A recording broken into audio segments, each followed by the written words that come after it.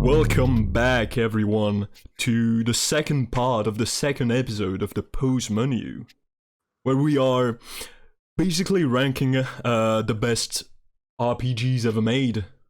And Undertale. And Mass Effect Andromeda. So let's get to it. Let's get Indeed to we it. shall. So the first one is Pokemon Gold. I kind of want to put it in the A tier. Why compared to other Pokemon games? I mean, well, I was going to say it's better than all of them, but that might just be nostalgia. I mean, Pokemon Blue and Yellow and Red, for me, were better than every other Pokemon game.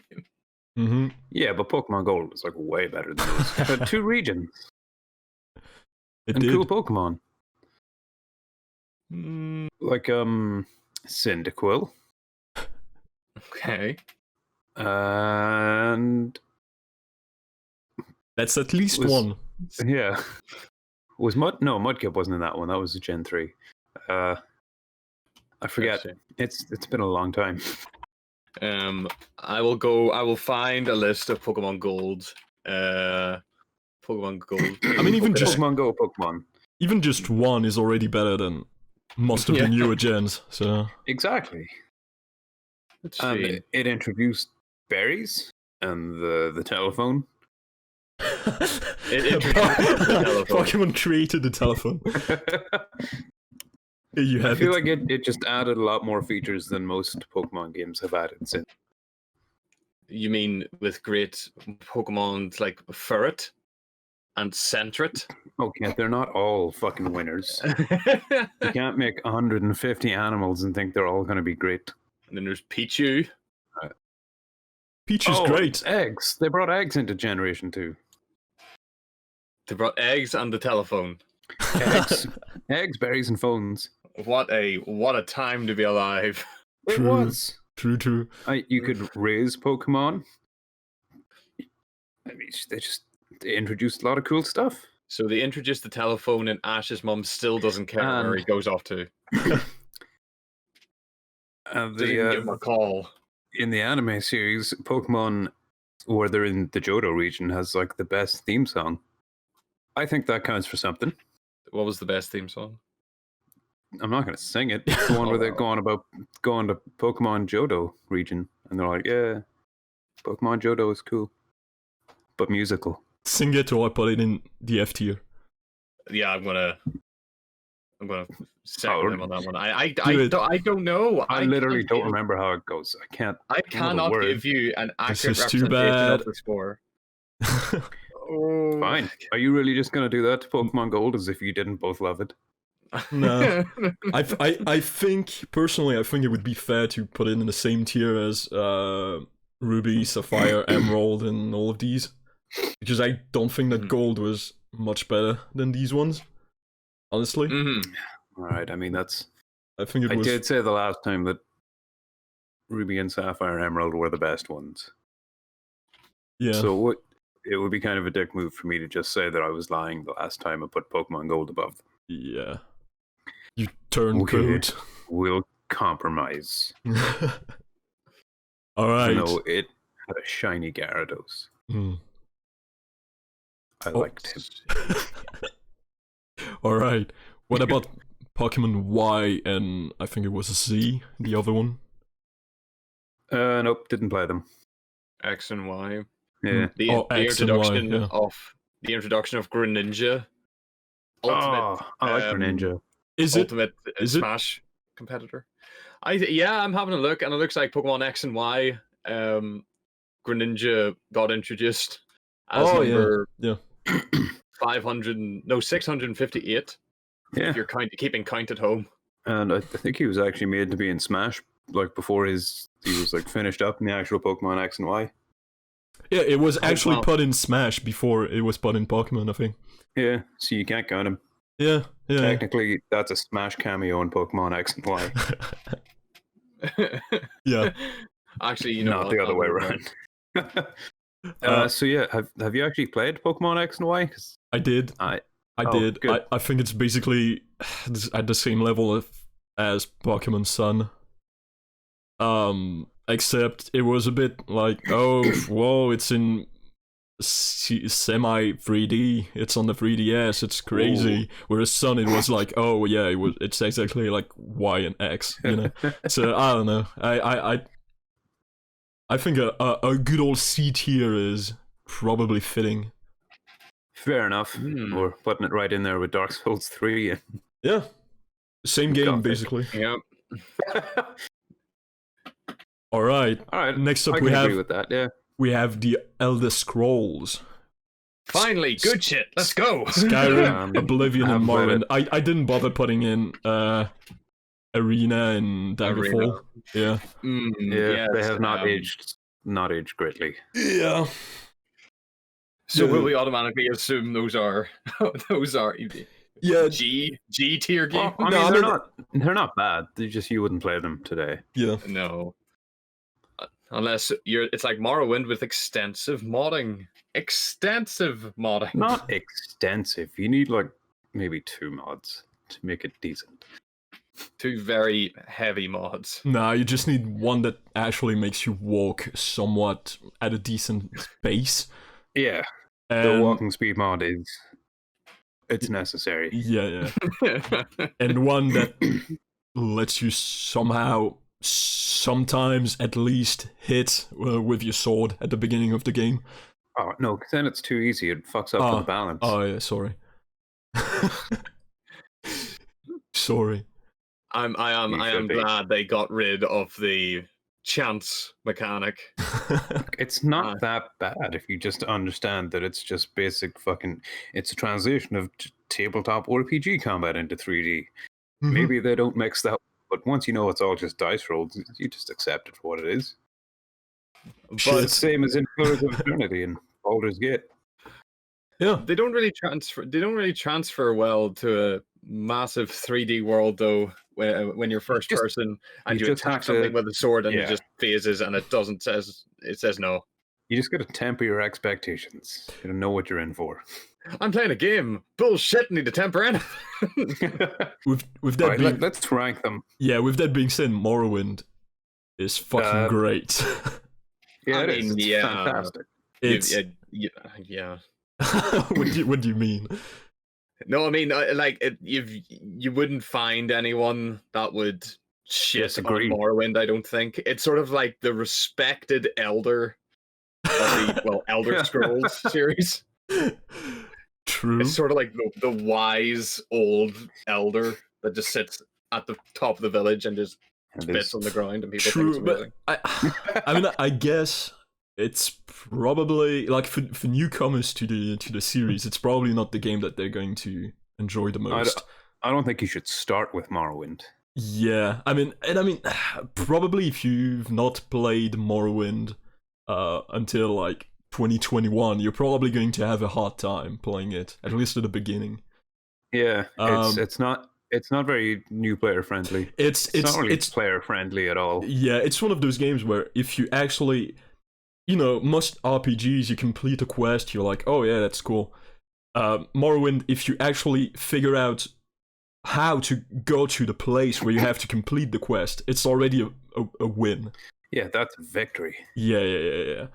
It is the hardest part actually, but it's pretty fucking good, and it's so good. And it's a game that manages to actually, you don't need an HUD to navigate the world, whereas if you play Skyrim without the compass or any kind of, or most modern RPGs without any kind of minimap, you're going no one gives you directions. Yeah, you're going to get lost. They're all just like, I'll mark it on your map. Exactly. Whereas Morrowind's like, Morrowind, go it's up like, the road, go left at the big rock, yeah, turn around, walk past the man who smells a bit funny, ask him for directions, get lost, and then you'll be there in no time. Yeah. That's basically it. I find it.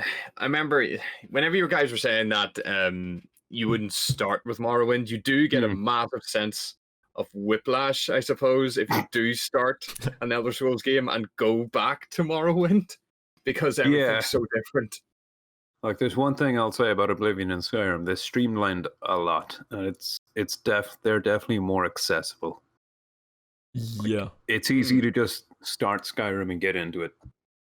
Yeah, I mean, how many people got into RPGs because of Skyrim? Lots. How many people think that Skyrim is the best game ever made because they had never played an RPG before Skyrim? And all of a sudden they're like, oh shit, RPGs are great. I mean, maybe whenever it first came out on the Xbox 360, and then by the 5th time it's been released on various consoles. Yeah, they might be. For sure. But it's the same. It's the same thing as The Witcher 3. You know, like both extremely popular game that got so many people into these types of games. You know, like people who were usually just playing COD and FIFA and those types of games, and usually they're like, oh shit, actually a game with some substance. But just some substance. Yeah, so just some, but should we like rank these three then? Yeah. I would personally go ahead, sorry. I was gonna say personally I would go Skyrim A tier, and I would base it off of that, and then go around it from Oblivion and Morrowind. See, I mean that's difficult because Oblivion and Morrowind are gonna have to go above Skyrim. Oh, there's only one tier above A. So you think? Why do you think Oblivion and Morrowind are better than Skyrim? I mean, Skyrim's just not deep enough. What do you as mean? an RPG? No, I think as an RPG, I think Skyrim is very fucking deep, but as an kind of like Fallout 4, whereas Skyrim's best, like greatest strength is the fact that you can explore the game for so many hours and you're still going to get content. I'm not going to say I didn't like it. I played the shit out of it. And we're talking without adding any kind of mods, right? Yeah, well, I mean, I originally played it in the Xbox 360, so there were no mods. I remember having 2 different save files for Skyrim, one a good guy and one a bad guy, and the bad guy would do all the bad stuff like steal things and harass people. It pays so much more story-wise to be an asshole in Skyrim than it does to be a good guy. I mean, there's no steal, and you get loads of money and all the cool shit you want. Yeah, there's no many drawback to being a cunt. Like you can be an asshole as much as you want. It's in that sense, like Oblivion, for example, it's much more. You actually can't do anything. I mean, you can't do everything. I mean, in one playthrough in Oblivion. Or you're some kind of absolute fucking genius. And there are things that you have to figure out. Like if you want to start the Dark Brotherhood quest, you actually have to kill an innocent. Yeah, you just gotta murder somebody. Yeah. Whereas in Skyrim, it's like, yeah, you go complete a quest, a random one, and then you can start. No, in Oblivion you have to earn it by being an asshole. But also, let's be fair, the Dark Brotherhood quest in Oblivion. They're fucking great. Good. Yeah, that one quest where you when you're stuck in a manor and you have to kill every single guest. Yeah, it's so stupid. But it's so good. But it's so good. It's so fucking good. There's not a single quest in Skyrim at the end. Yeah, there's not a single quest in Skyrim that compete with that. With that being said, Oblivion, closing the gates of Oblivion is fucking dog shit. Yeah, I remember once I figured out that going through the gates would get you things that you can enchant your armor and weapons with, I used to just run past everything just to get the basically. But the main quest is just not fun. Whereas in Skyrim, I mean, the main quest is not the biggest thing in Skyrim, but it's still enjoyable. Yeah. Whereas Oblivion is just main quest. It's brilliant. True.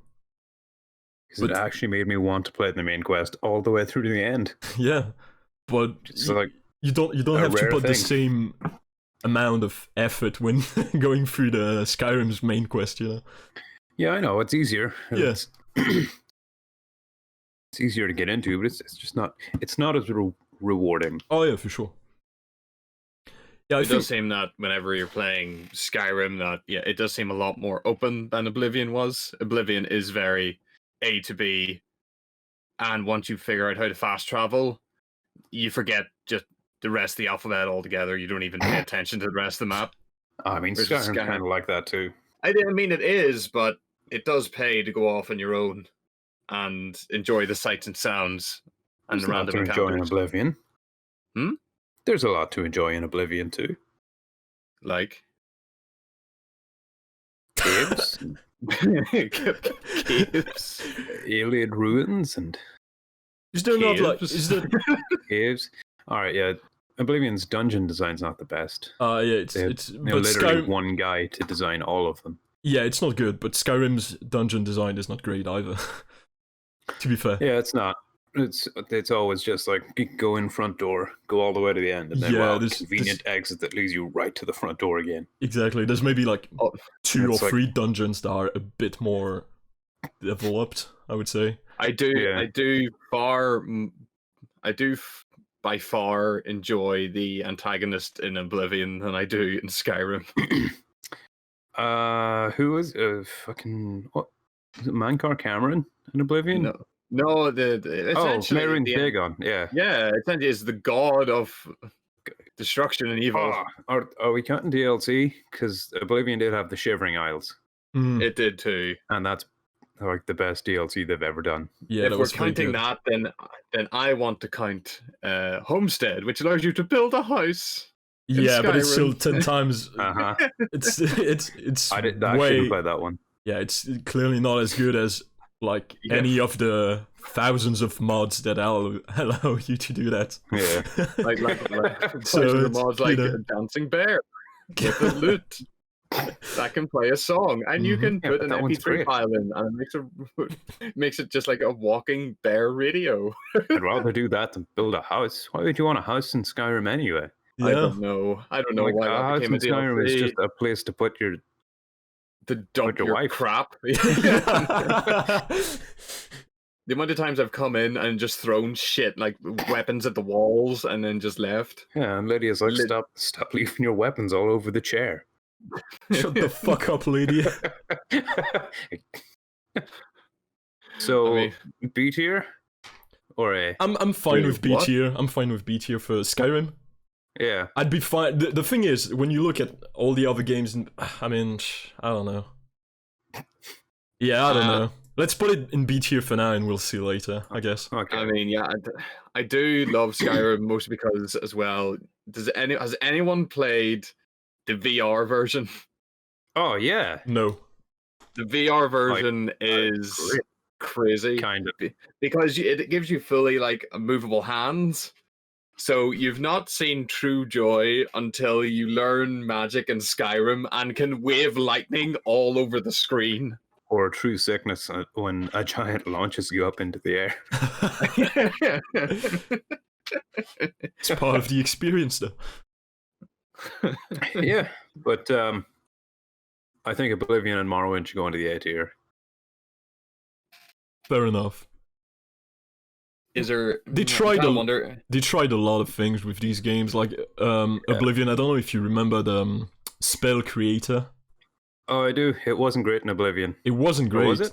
No, it wasn't. But it was something. You know, they tried something at least. It was a thing. It was something that they completely removed from Skyrim. Doesn't exist. Yeah. Or the conversation meters that you would see as Oh well. yeah, the persuasion. Stupid Yeah, persuasion minigame where it's like, yeah, that was tell a joke, piss them off, that say was hello. that was shit too. But at least they tried. They tried to put something in for that. Whereas Yeah. Skyrim, it's just non-existent. Skyrim was just taking stuff out, Hmm. like attributes, Basically, armor types, Exactly. Armor I mean, there pieces. are armor types. Armor I know, but pieces. you don't have like Morrowind has left shoulder, right shoulder, torso, legs, left boots, left gloves, right gloves, and you can wear clothes under or over your armor, so you can just be all armored up and then put on a nice jumper True. and look fancy. You don't always have to look like you're about to walk into battle. You just need to stuff a very poorly made jumper over the top, make yourself look like a beggar, and just trick people into combat. Yeah, I see. It's called role playing. that image of a burly warrior with a helmet and a jumper that's protruding metal out of the sides. Pay This no is attention, scary. civilian. This is scary. All right. I think I'm willing to put Oblivion in the A tier for the voice acting. Oh, it deserves, stop, deserves more than A tier for the voice acting. Especially for the blunders. Especially for the blunders from Todd Howard. Oh, and the elf blunders as well. Oh, yeah. That's just classic. All right, so we're done with the Elder Scrolls. Yep. Next up is the last two Souls game I think that I put in the list. Sekiro and Bloodborne. Probably the best two. Yeah, I know. I'm not sure if I want to put them in ARS. So Sekiro removed a lot of things that was in Souls originally, including weapon types, am I to believe? Yeah, Mm-hmm. but it also allowed for a more balanced game because they could balance the game around the specific weapon that you have. And they added new mechanics, so... Well, that too, yeah. The whole parry thing and the little tools you get. Yeah, FromSoftware gives, FromSoftware takes, it's just... But... I don't know, it's... I think it's the most enjoyable one gameplay-wise. I think you might be right. I don't know. I really like this game, but it didn't leave as much a trace on my soul than Bloodborne. Personally, I think Bloodborne was much more impactful for me. Well, let's just do a comparison between all the stats and facts and figures around these two games. So gameplay between Sekiro and Bloodborne. Bloodborne has Bloodborne has a very similar control scheme to Dark Souls, Demon Souls. Yeah, it's basically the same, with a few exceptions. But it also has the cane whip though. That's not a gameplay feature, but never mind. No, but it's the best part of the game. You can just feel like a fucking like Belmont, like Simon Belmont with your whip. True. The only reason I picked it. I mean, you should just play Castlevania 64 if you want to feel like Belmont. I know, but that's too good for me. Or I would say Lords of Shadows, but I wouldn't do that to you. Oh, I like that game. Oh, I really like those games. Fight naked Satan at the end. Anyway, why wouldn't Satan be naked? It's hot in hell. He's not even on fire. Anyway, anyway, right to Sekiro. Different list. Sekiro, it's a lot more fluid in terms of your movement. And it's not capped at 30 FPS. That's true. It's actually... I feel like it's a big thing. It's a lot more intense than Bloodborne. It is a lot more engaging, I feel. Especially because the counter-attack is way too rewarding to not use it. And the world and the music and everything is just not anywhere near as good as Bloodborne's. Yeah. And Bloodborne, I mean, if you look at it that way, I mean, isn't Bloodborne basically just one of the best, if not the best, PlayStation 4 exclusive? Yeah. Not saying that probably the reason that a lot of people have kept their PS4s. Yeah, it doesn't mean much, but still. I mean, I think it does mean much when you remember that Bloodborne came out quite early in the PS4's life cycle. And then but I think it's more... Nothing else came out after that was... It's more of a testament that most of the other exclusives are garbage than the fact that Bloodborne think of another exclusive that blew everything out of the water, and the only thing I can think of is God of War.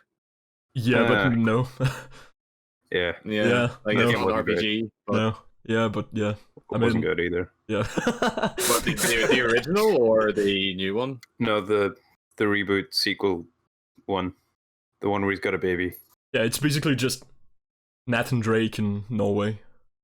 It wasn't the worst. I mean, he doesn't have the Chaos Blades or anything, but he has a pretty sick. He's got an axe and a beard. You do unlock the Chaos Blade. at some point. Yeah, spoilers. And it ties in well with the rest of the God of War games. The story, I think, for the new God of War.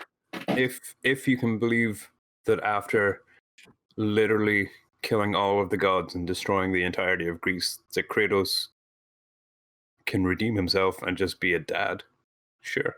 Why not? It's a big leap to take. I mean, I don't know how to tell you, but the Greek gods weren't the nicest people in the world. No, I'm not saying that they're good people, but just remember that the story of God of War 2 and 3 is that Kratos was angry. yeah, he was and decided that he was literally going to destroy the entire country of Greece. Which he did. Mm-hmm. Everyone died because all the gods died.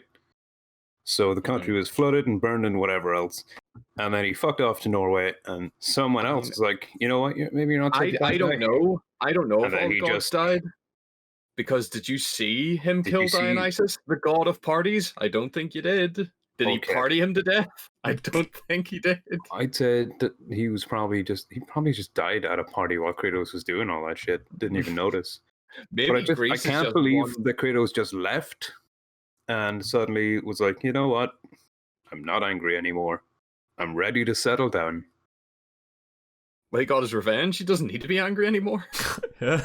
I know, but I mean, he didn't really get his revenge. Like, I want you to live again so I can kill you again.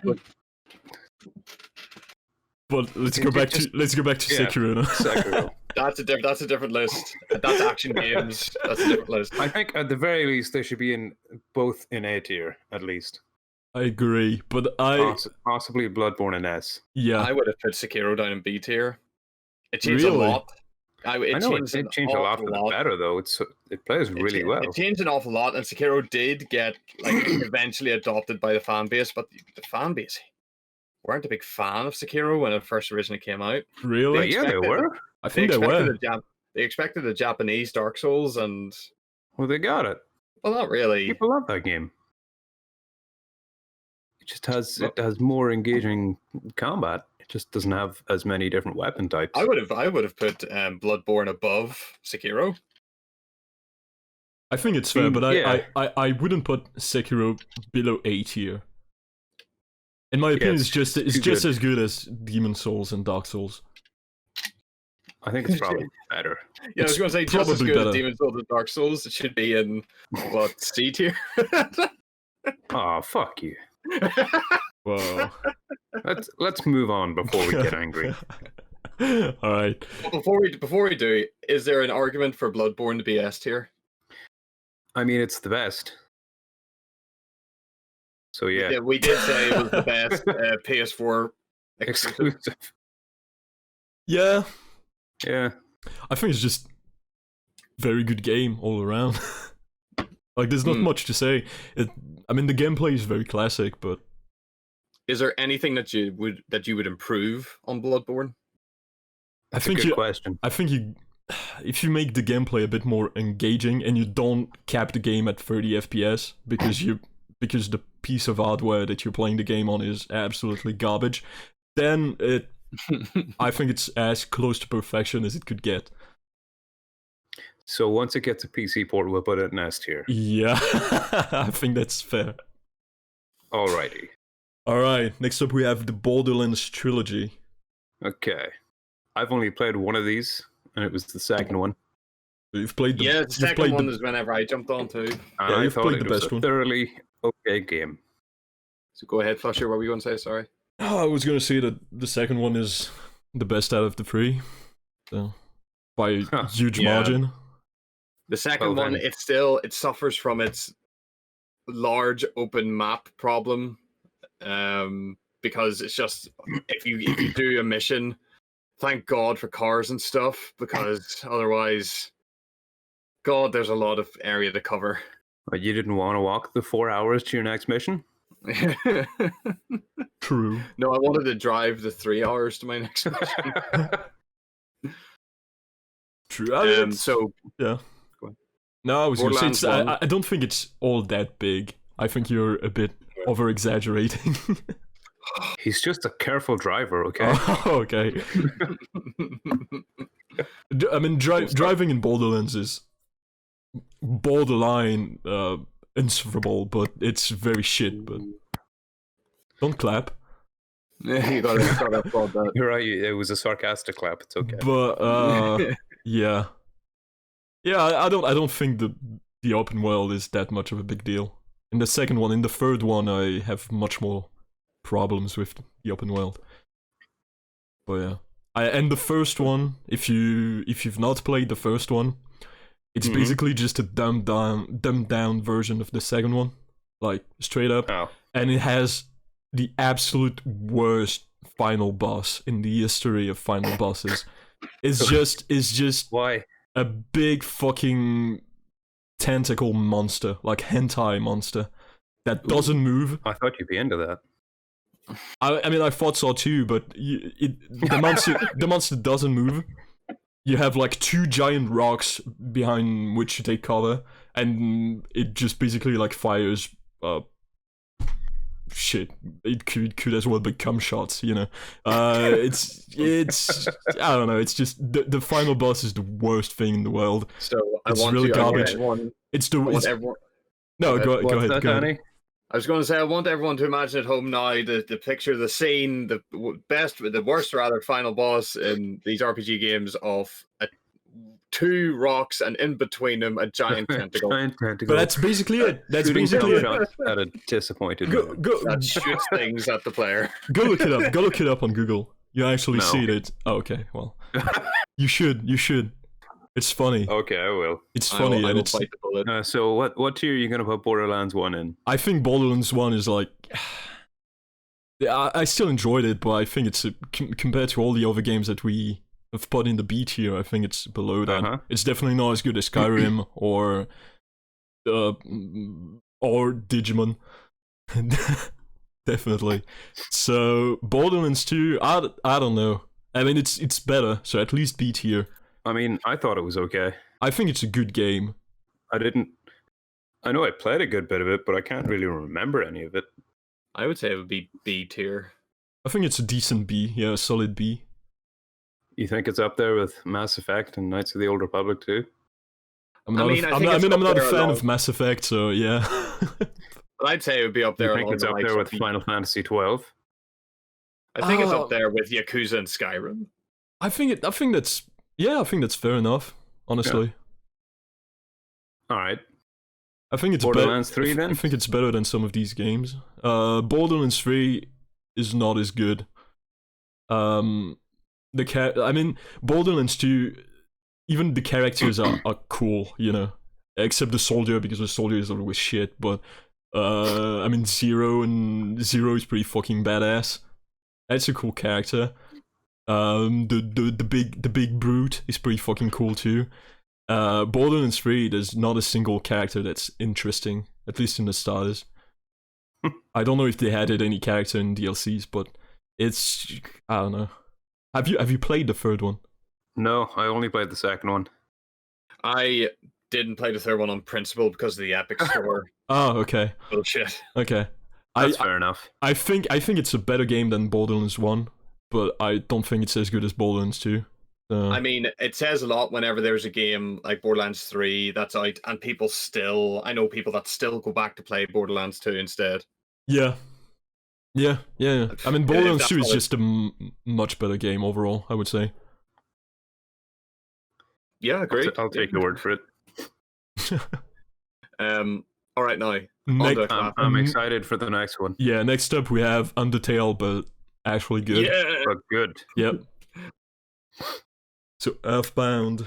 I mean, it has to go above Undertale. Yeah. So, A tier. Does it fit in A tier? It's a classic. I think it does. Yeah, I think it does. Got a fucking great soundtrack. Pretty good story. Nice graphics. Fun to play. And brilliant. A lot of characters from it are in Smash Bros. So well, that too, yeah. It's just good. It's just a very good game. Creepy and weird and silly and funny. I love it. Now, have you played the sequel to Earthbound? I have a copy of it on the Game Boy Advance. Mm-hmm. It's a reproduction copy. I never finished it. I never finished it either. I couldn't get in. could not get the hang of the battle system with its like rhythm thingy. But I've heard from people who actually finished it that they loved it. Yeah, I mean, what I played of it was very good. For a lot of people, it's the best in the series. It probably should go in the A tier. I can't really compare it to Earthbound because I've only played half of it. For all I know, the second half is shit. Should we rank it then? Not. Because if neither of us have finished it, no, maybe not. I think it's better to. Danny, what's your opinion? Did you play the second half of it? Because if you did, that would be so convenient. Unfortunately, not. No. All right, we'll put that in not played then. Next up is Paper Mario. It's really good. 1,000-Year Door, something like that. I kind of want to put that in the A tier as well. But maybe it's a lot of fun. All right, fair enough. It's very well written. It's really funny, and the gameplay it's simple, but it's engaging. So it's got this system where you've got Mario in turn-based battles, but you've got partners as well. So you can have like Mario and then one other character, and they've all got their own abilities. And then every different attack you do has a little like a mini game to go along with it. So it's not like, as much as I love Final Fantasy IX, the battles can get quite boring near the end when you're just going through, because it's just menus. It's like black magic, fire, enemy number 2, and then you watch it happen. Whereas at least in Paper Mario, you have some interactive elements with every single attack and ability. And it's just a feel-good game. True. It is Great. Indeed. I think A tier is a decent one. Yeah, there we go. I did a good argument. I don't know what possessed them to go with paper though, as a motif for Mario. I think it looks cute. Good. It looks cute, and that's enough. It's fun. Yeah. And it lets you do stuff like having Mario roll into a little paper roll to get under things. I can just see them sitting in Nintendo and just like suddenly somebody bursts open the door and says, "Paper! We need to do paper! Paper! I need paper for the printer!" Yeah. Genius.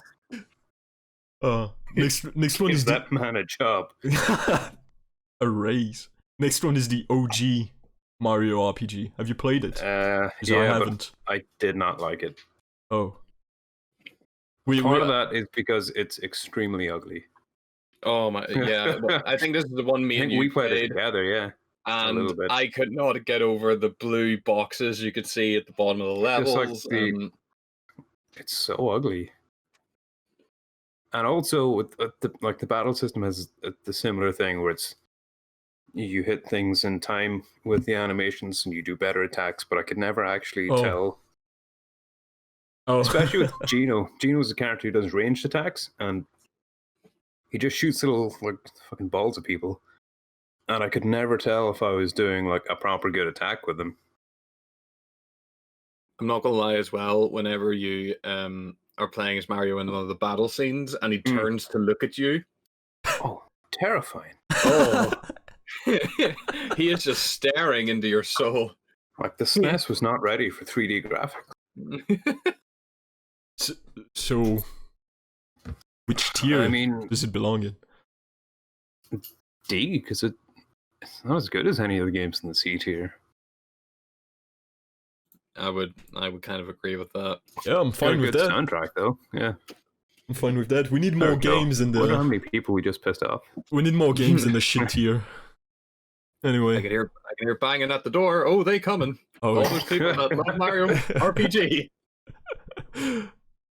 Thousands of them. A lot of them. Seems really popular for some reason. Is it not the?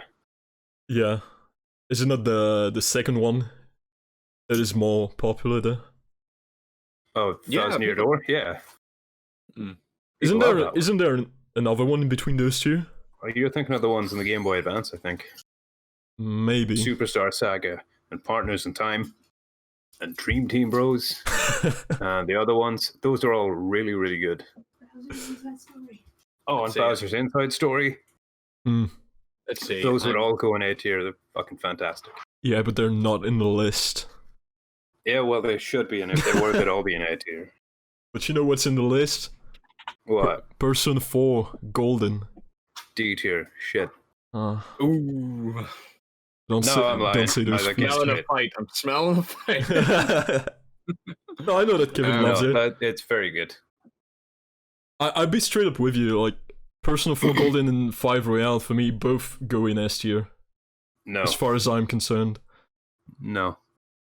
They can go in A tier maybe, but like the battle systems are so fucking basic. Yeah, I mean, I kind of disagree. We have Final Fantasy 9 in A tier.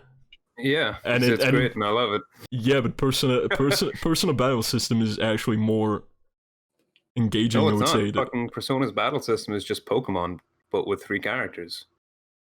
No, it is that you actually have 4. Oh, sorry, Pokemon with 4 characters. And it's not. And Persona 5 actually, especially the real, all the enemies have an elemental weakness. So what you do is you go into battle, you just go, oh, is he weak to fire or wind or ice or dark or whatever? And you find that one, and all the enemies get like fucking stunned when you use their weakness, their super effective attacks. You do that, you just steamroll everything, and it's so fucking boring. Yeah, I mean, that's basically like every RPG.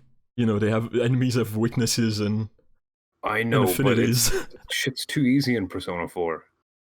I mean, I guess, yeah, it kind of gets. Don't easy. get me wrong. Everything else about that game, the story and the whole having activities to do in the daytime, and it affecting how the story plays and your stats going up, that's all great. But the actual battle systems that you do for like most of the game, and the dungeons that are basically just like fucking hallways. But Persona 5 is actually very different when it comes to the battling system and the dungeons. Well, they're actually much more complex. It's much deeper. I didn't play enough of Persona 5. Especially in I the Royale version. For about 10 hours. Yeah, Persona 5. I haven't played Royale. Persona 5, the base version, basically what it does, one of the things that it does pretty poorly, I would say, is that something like there's almost like a 50 hours long tutorial in a way, because you keep unlocking new abilities that you could use, like that could fit in the game from the very beginning, and you keep unlocking them like over the course of dozens of hours. Whereas in Persona 5 Royale, they basically are like, yeah, you know what, we fucked up, that was dumb, but we'll give all of those abilities to you like right away, and it's much better.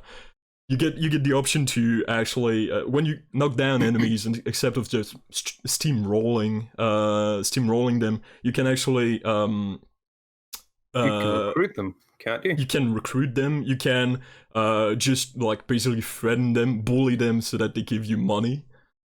You can. I do remember that. That was pretty cool, actually. You can do what they call the baton pass, which basically they let except of just getting another attack when you do a crit, you give your attack to another character, so you can basically just do weird fucking combos and stuff like that, and prep for another turn. The game is actually also more difficult than Persona 4 Golden, because you can't grind as easily. Or I mean, in the base Persona 5 game, you couldn't grind at all, except if you spend like hours upon hours in the dungeons, in the palaces, because the mementos. Have you went far enough into the game to unlock mementos in Persona 5? I can't remember. What do they do? It's basically it's one big fucking dungeon in which you. Okay, no, I didn't do that. In which you go through in a car.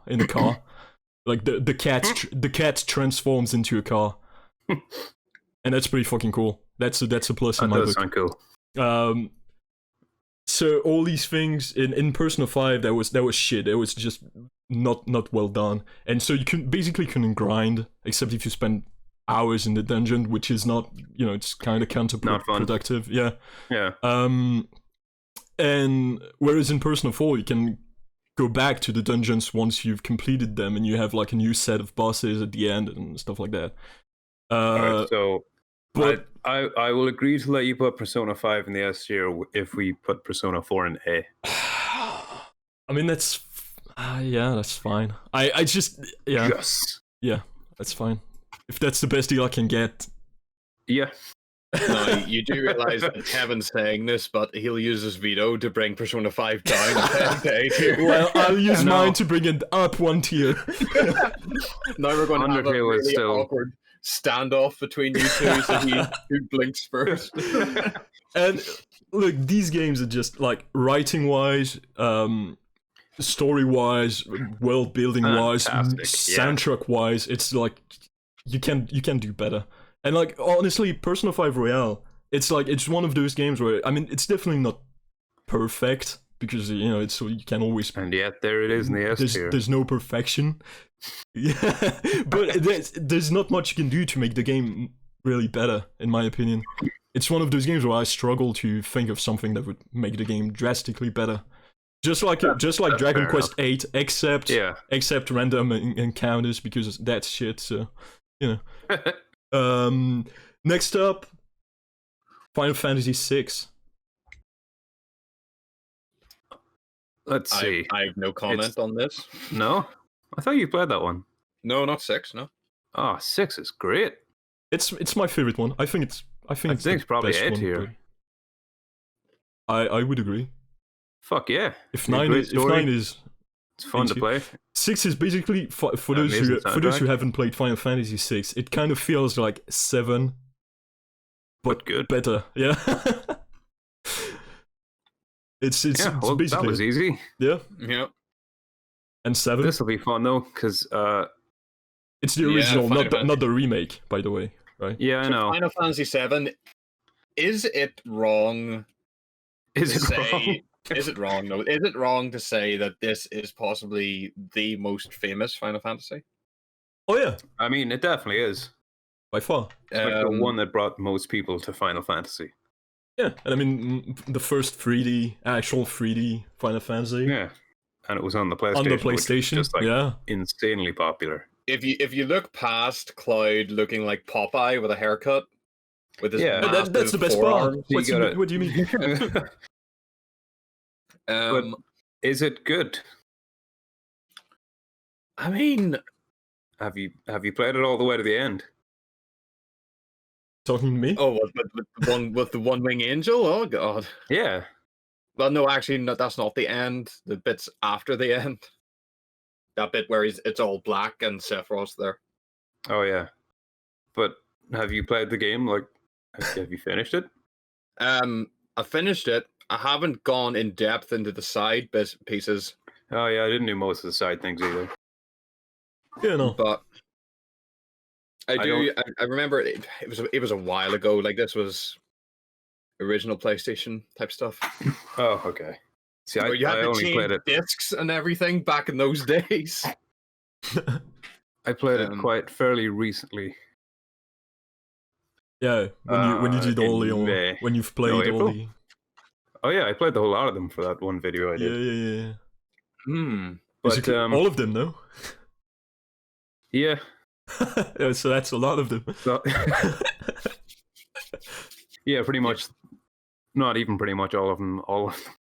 If you were doing all of them, you must have been really happy to go through 9 other games to get to 10. You must have been so happy. Yeah. I mean, well, I was playing them to analyze their battle systems. For people listening, you should definitely check out the videos because right. Yeah, because Kevin so long to make. Yeah, and Kevin actually had to play through 10 and 13. So and 13 in other words, you owe it to him and the pain he suffered to go watch that video. You have to. In fact, I beat the first 5 battles in 13-2 while not watching 13-2. I was watching Scrubs. Oh, actually much more productive. I know. But anyway, Final Fantasy VII, not the best. Not as good as 6 and 9. Nowhere near as good as 6 and 9. The story falls off like halfway through. Mm-hmm. Yeah. Which is a big deal for a game that's mostly about story. The gameplay is good. I love the materia system. It offers so much customization of each character, but the story's just shit. I think After a while. I think it's a solid B tier. Yeah, I think there are plenty of games that there are games where bad things happen, but Final Fantasy has consistently proven that their bad things will ingrain themselves and burn themselves into people's minds. Like Aerith, that's all I need to say is one word, and we all know what happens. Yeah, but I mean, the remake it had as well. The remake actually did a better job. Good. I think the remake's better.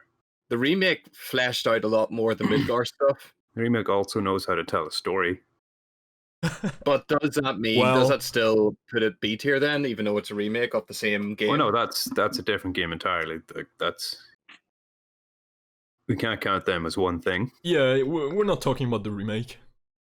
Yeah, fuck you. Yeah. But please. Now we could be talking about Kingdom Hearts. Alright. The game conceived in an elevator. I know. But it's so good. I've only put the main three. That's fair enough. I think there would be too much to talk about with all the, I want to call them spin-offs, but they're not even spin-offs because they're all fucking part of the main story. Yeah, and like, I was like, Kingdom Hearts 2.3 Yeah, version I remember the B, first time I played Kingdom Hearts 2 and I had no idea who any of the characters were because I didn't play Chain of Memories on the Game Boy Advance. No. So what about those Kingdom games? Hearts 1, I feel like Kingdom Hearts 1, aka Chain Game 1, because you might the chains that are on people's bodies and zippers. Lots of zippers. Zippers on everyone's clothes. I feel like it's the only one that actually tells a good story. I feel like it's the only one that tries to tell a story. Yeah. Whereas the rest of them is just like, they just told the writers to go into a room for 40 days and just write whatever the fuck. I will put it all together later. Maybe. Or not. Yeah. The rest of them are terrible story-wise. But Kingdom Hearts 1, I think maybe A. I'd be fine with that. Yeah. It's got a good story. It has, Disney characters, Final Fantasy characters together. And fun action RPG gameplay. I think you wanted. What more? What more could you want? Yeah. I don't know if I would put Kingdom Hearts 2 in the same tier. Nah, I don't think I would. Maybe B. I think, and not B. just because the first, 3 hours of the game are awful. I think B maybe tops. But also because the last 5 hours of the game are awful. Yeah, I would almost put it in C tier personally. Yeah, I can live with that. It didn't do much to improve Kingdom Hearts 1. What about you, Danny? I only remember Kingdom Hearts 1. I never went into the other ones, I'm afraid. You're a lucky man. I couldn't I understood it, but it wasn't my cup of tea. That's fair enough. Fair enough, yeah.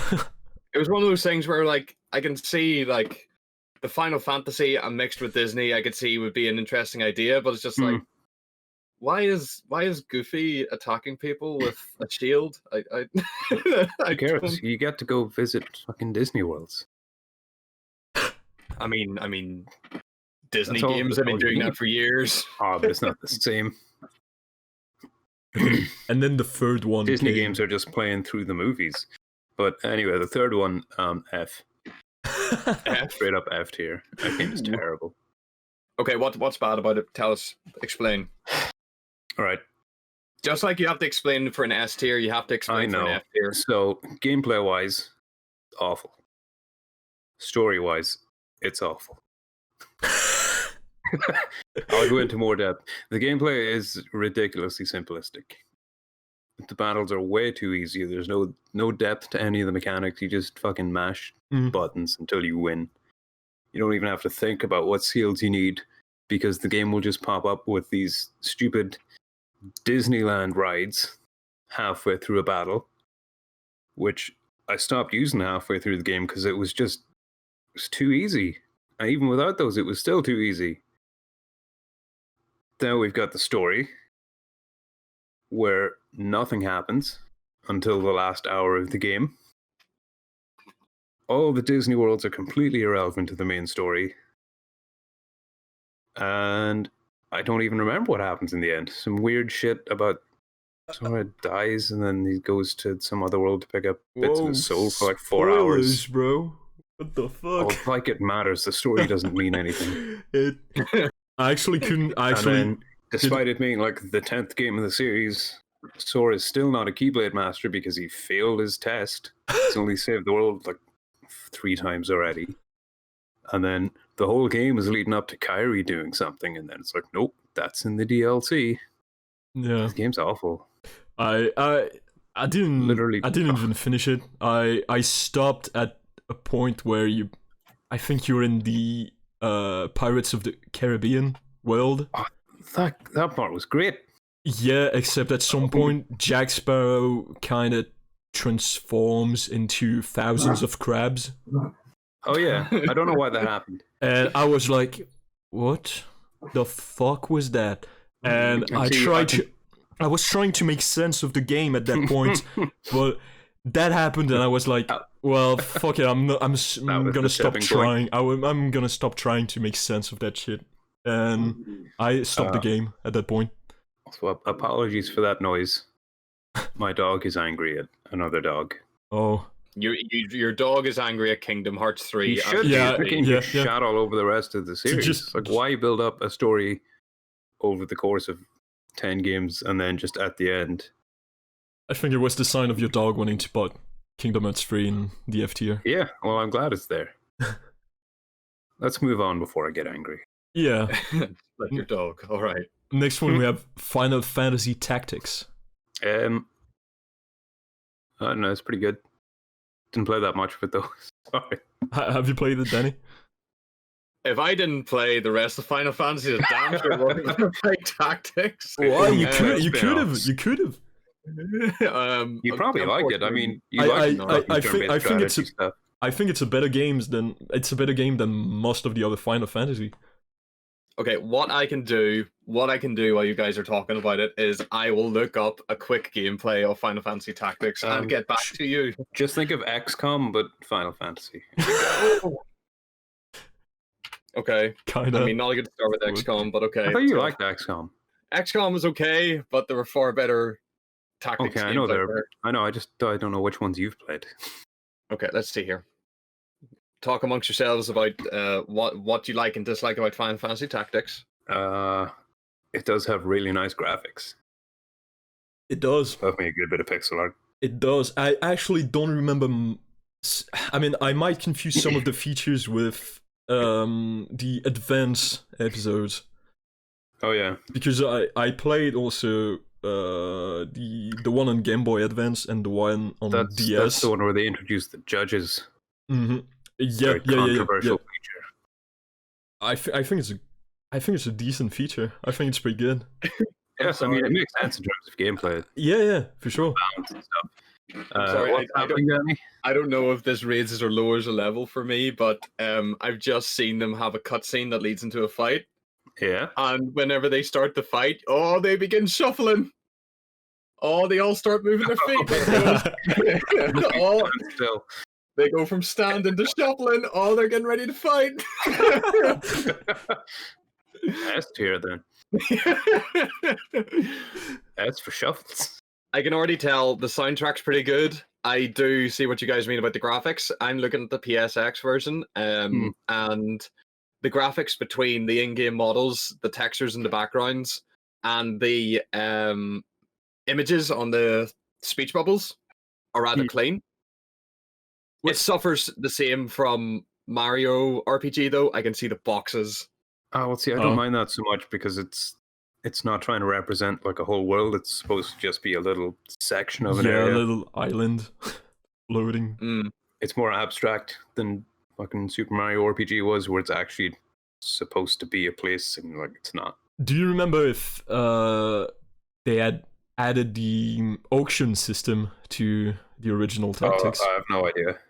Because that was I think it's an A2. That was a fire feature. That was fucking cool. What was that? Basically, when you get to start your guild, your clan, whatever, at some point you get to compete. I think it's in A2. You get to compete with other guilds of adventurer in the world, kinda, and you get to participate in auctions where you get to actually bid on items and stuff like that, so like legendary items and stuff like that, and you compete with other guilds to find out who's going to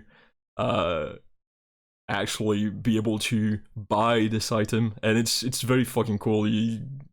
You get to, if you go all in on the first item, and then on the second one you're like, oh shit, there's a better thing that's coming, and these are some of the best items in the game, and so you have to, and once the auction is gone, they're gone. I think most of them are unique, or some of the best at least are unique. Mystical stuff So too. yeah, exactly.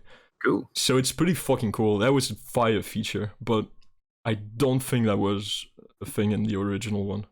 But you know what? I'll just look it up real quick. I really like Final Fantasy Tactics. No, that was Tactics Advanced too. Yeah, that's what I was thinking. So where are you going to put Tactics? Seeing as you have the most experience with it. The thing is that there's another Tactics game that's coming up right after this one, and I think it's just a much better one. It's Tactics Saga. I haven't played that either. I'm gonna bet you a big lot of money that Danny hasn't. Well, Kevin. Yeah, am I out? Do I need to sell my house? You're right. Where would you put Final Fantasy Tactics, Kevin? I mean, maybe B. Yeah, I think B is. I think I would put it in B tier, and Tactics. I think Tactics Saga is basically Final Fantasy Tactics, but in much more complex, but complex in a good way, you know. It's much deeper, and I don't know. I think the art style is much. I mean, not much, but it's just even better. It's a very pretty game. You gonna put it in A? I think I can put it in A, if you're fine with that. We'll let you away with it. Now, have you played the South Park game? Yeah. It's the first one, the Stick of Truth. Yes. Now, it's pretty good. I am a South Park fan, so I did find the references really, really neat. And I think it would be hard to enjoy this game thoroughly if you weren't already a South Park fan. Yeah, probably. I mean, you missed like half of the jokes. Yeah. I do like the little things in there in the game, though. The developers realize that characters might not want to do certain things, and they wrap the story around that. Yeah, like towards the end, where there involves a gerbil. Oh yeah. And your character has the opportunity to save the day, but he has to crawl inside a grown man's rectum. Classic. Yeah, I mean, well, that's a classic hero story. There's always a struggle. Your character can simply There's just always a rectum. Your character, like, everyone will look at you expectingly, and you can just turn and walk the fuck away. The town will be doomed, and it'll be game over, but you can do it. That's a choice, and that's the thing. A lot of modern RPGs are missing is actually meaningful choices. Yeah. I mean, it's actually really fun to play a game that involves comedy. Yeah, like but it has a good battle system too. Yeah, battle system is that. The same as in Paper Mario. Yeah, I mean, it seems like it's a fairly. Would it be right to say it's a fairly safe combat system? Like it doesn't really have anything that blows out of the water. Yeah, I guess. But the presentation of it makes up for it, though. Oh yeah, especially when you go to Canada and find out that they're so behind that they're still living in 16 pixel like houses and everything. Yeah, but you do have to admit the fact that it looks and sounds and animates exactly like an episode of South Park is like a big thing in its favor. Yeah, it's pretty fucking cool. I can't actually remember any very bad downsides with the South Park game. Yeah, I remember there was an inventory system, and I'm trying to think, was that a bit weird, but it was fairly. No, it wasn't. I don't remember ever thinking, "Oh, this inventory system sucks." Yeah, like it wasn't like it was fairly standard. Yeah. And is that a problem with it though? It just seems like a I standard think so. RPG with a South Park name slapped on top of it. I You think said standard, but it's also very polished. yeah. It is. I think It it's a good. It's not spectacular by any means, but I think it's a pretty good game overall. I'd say we could put it in the B tier. It's a very yeah. I haven't played the second. Have you played the second one? Yeah, and it's slightly better, Okay. Well, but otherwise it's more or less like the exact same game. okay. Well, let's put it in B tier for both of them. You know. Yeah, like the second one is not like it's not good enough to raise it up to A tier. That's for sure. Yeah. I think B tier is fair. This next one's gonna be interesting. Alpha Protocol. I love that game, but it's very janky. Oh, really? it's so janky though. Mhm. Yeah. It's so janky and unpolished. Oh, the AI. Oh my god. The AI. Just- and the fact that if you choose pistols, like you've won. Just the overall gameplay. It's unbalanced. Yeah. It's ridiculous. It's very short for an RPG. Mm-hmm.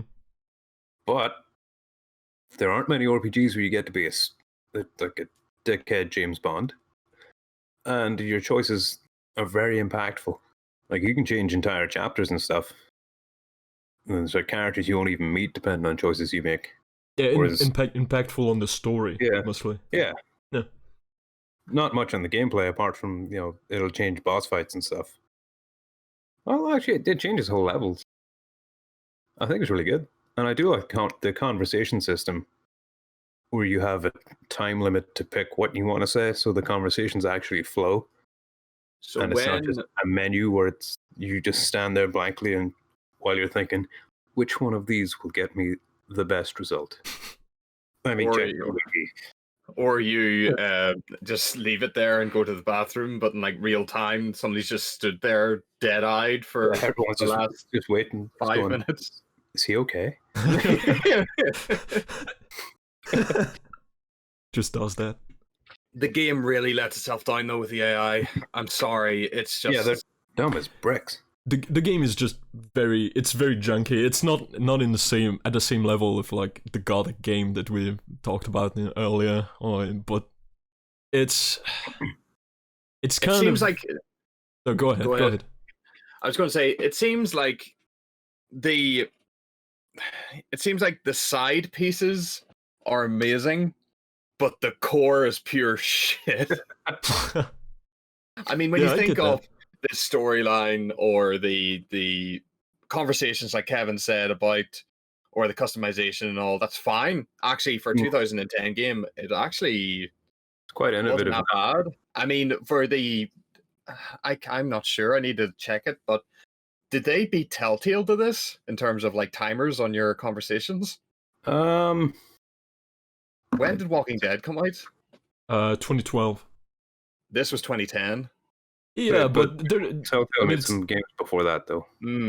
Yeah, Back to the Future one.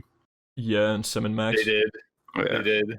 But I didn't play those, so I don't know if they have that same conversation system. But I think they do. I did, and they do. Well, there you go. There was in like 4 parts. But that was in 2010 too. Yeah, but I don't think the time conversation thingy is like a new thing in Alpha Protocol. Wasn't that already something that existed? Wasn't that already something that existed in Mass Effect? No. In Mass Effect, you can take as long as you want. I think it was only a certain length of time you could take for Renegade or Paragon actions. I'm not sure. That was in Mass Effect 2. Oh yeah, The whole interruption system where every now and then you could either do a good boy thing or a bad boy thing, and it wouldn't tell you what it was beforehand. And it was either punch the guy in the face or throw him off a tall building. It was mostly punch guy in face. Except for the one where you throw him off a tall building. And if you didn't want to throw him off a tall building, well, fucking too bad. But it seems like it's really tried to bring new features in. Yeah, But it was- innovated, but it was clearly low budget and unrushed. yeah. So I put it at C. C? Yeah. Yeah, I'd say C. It's a I haven't shame. played the next one, so I'm gonna let you guys talk away, and I'm gonna go get like a biscuit or something. I kind of. All right. I'll be Okay, back in 2 seconds. I can't actually see the title of this one. What is it? It's Titan Quest. Titan Quest. Okay. I haven't played this one either, but I'm gonna look it up quickly. So tell us a bit about Titan Quest. It's a Diablo-like game. Okay. And Alright. it's probably the biggest Diablo-like that was released after Diablo 2 and until Diablo 3, basically. That was the big name in between those two. And for my 2 cents, it's much better than Diablo 3. Like, much better. And it's very close to Diablo 2. It's a very good game with some very interesting mechanics. So, Okay. basically, What type of mechanics? basically the entire class system, Diablo 2, when you would like choose your class at the beginning, right? And then the entire game would be tailored around that. Whereas in Titan Quest, you start as like a peon, you know, a peasant, just a guy with a sword, and then you get to choose your class, and then there's a few very classic classes, but they're still very deep, very interesting when it comes to their skill set and stuff like that. And at some point you get to choose a secondary class, which is, you know, a lot of action RPG or hack and slash and stuff like that. They do that nowadays, but I don't think that was something that was that present, you know, that happened a lot in I think it was in 2004 when Titan Quest was released. And so you get to mix and mash like the best of two classes, and Half tier. yeah, exactly. And you get new classes depending on what you choose, basically. So if you I think there's a class that's called herbalist or something like that. I mean, a nature class where you can do invocations and stuff like that. And there's another one where you control lightning. You have lightning powers, electricity powers. That's pretty fucking cool. And if you get these two classes, you become a druid, I guess. And so you get to get like cool as fuck summons and stuff like that. You can summon wolves that will follow you around and stuff like that. That's pretty fucking cool. That's pretty neat. And it's entirely based around the Greek mythology. And so you all the bosses that you face are like Greek gods or Greek creatures, stuff like that. It's very fucking cool. Yeah, I'm watching a gameplay review of it now, and it does seem to go from like bugs, wolves, and crows to centaurs and yeah, golden satires goatmen. and stuff like that. Cyclops. Yeah, And at seems to be very quick. at some point you get to go to the Styx and to hell, basically. That's pretty Okay. fucking fun. I think it's, You've made that sound like a really cool game. I think it's a very good game. I would put it in the same tier as Diablo 2, which is A tier. Cool. It's better than Diablo 3 by far. So, just a very good action RPG. Next up is Planescape Torment. This is a straight up A tier for sure. We're getting into the Getting CRPG into section. classics. Yeah. Yes, it has one of the most interesting like worlds in a game Yeah. and one of the best stories. Yeah. Gameplay is a bit shit. True, but I think it's a common theme amongst most of the old CRPGs. Yeah, but It's very I mean, well it written. doesn't really have any gameplay at all, Yeah. except for the occasional battle. It's very well written. It's extremely well written. it's just a very good game, yeah. Yeah, it just So no, it's just great. It's in A tier. A tier, I think that's It has some feelings that just keep it down from the S tier. yeah. Like the fact that there's no point playing as anything other than a wizard with high intelligence, because you miss so much of the story if you're not smart, if your character's not intelligent enough. True. Next up is Arcanum, which is it's I haven't in my played opinion, it's basically Planescape Torment, but in not as good. So B tier. I think B tier is fair. Yeah. I've heard a lot of good things about it, but I never really got into it. And then we have the old Fallout 1 and 2.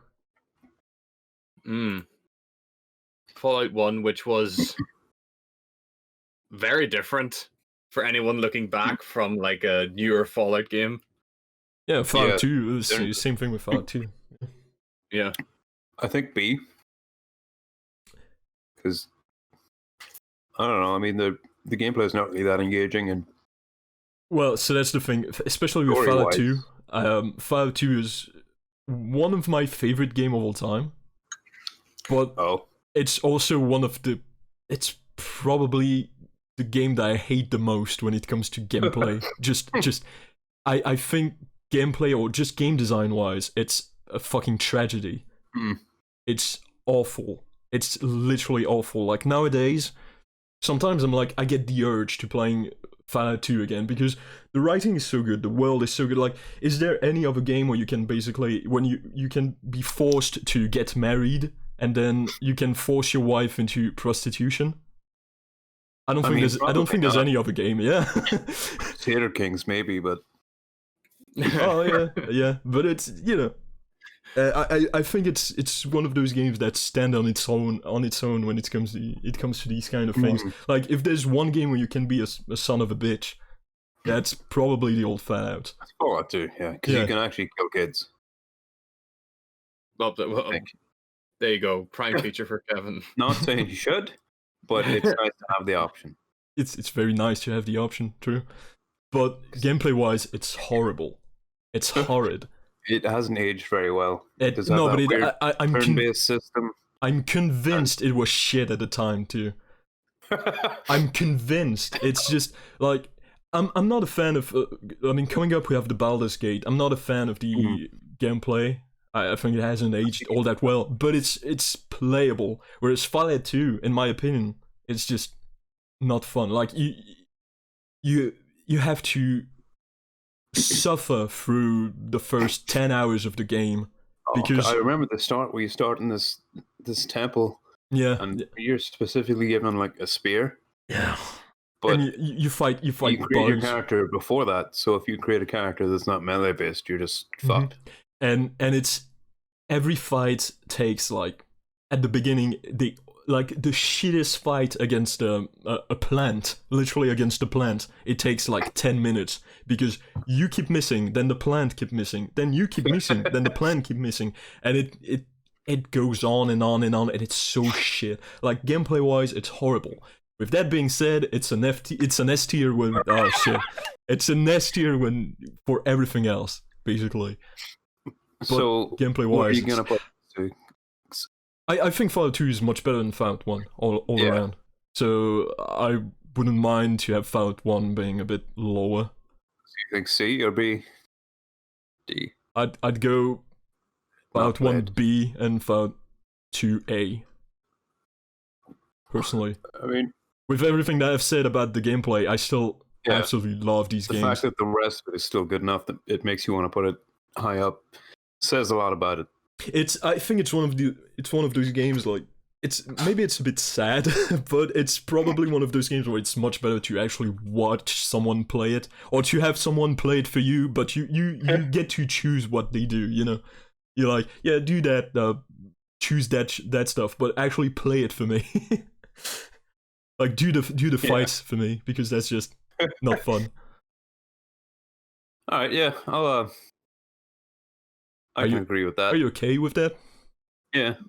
They're not bad games, so. And they're just old. True. But they haven't aged well at all. Then we have Baldur's Gate and Baldur's Gate 2. I think I want to put the original Baldur's Gate in C. I played these two quite recently as well, and I'm a real big fan of CRPGs, the old real time with pause and having all your stats and shit. But Baldur's Gate 1 just has like no story. Yeah. I mean, that's fair. And similarly to Fallout, you're weak as shit for so long and battles take forever. Yeah. You do a lot of quick saving and quick loading until you get lucky and your character's hit. You just about make it out of most battles early on. Not in an engaging, oh yeah, we just about did it. It's more like that took so fucking long. Yeah.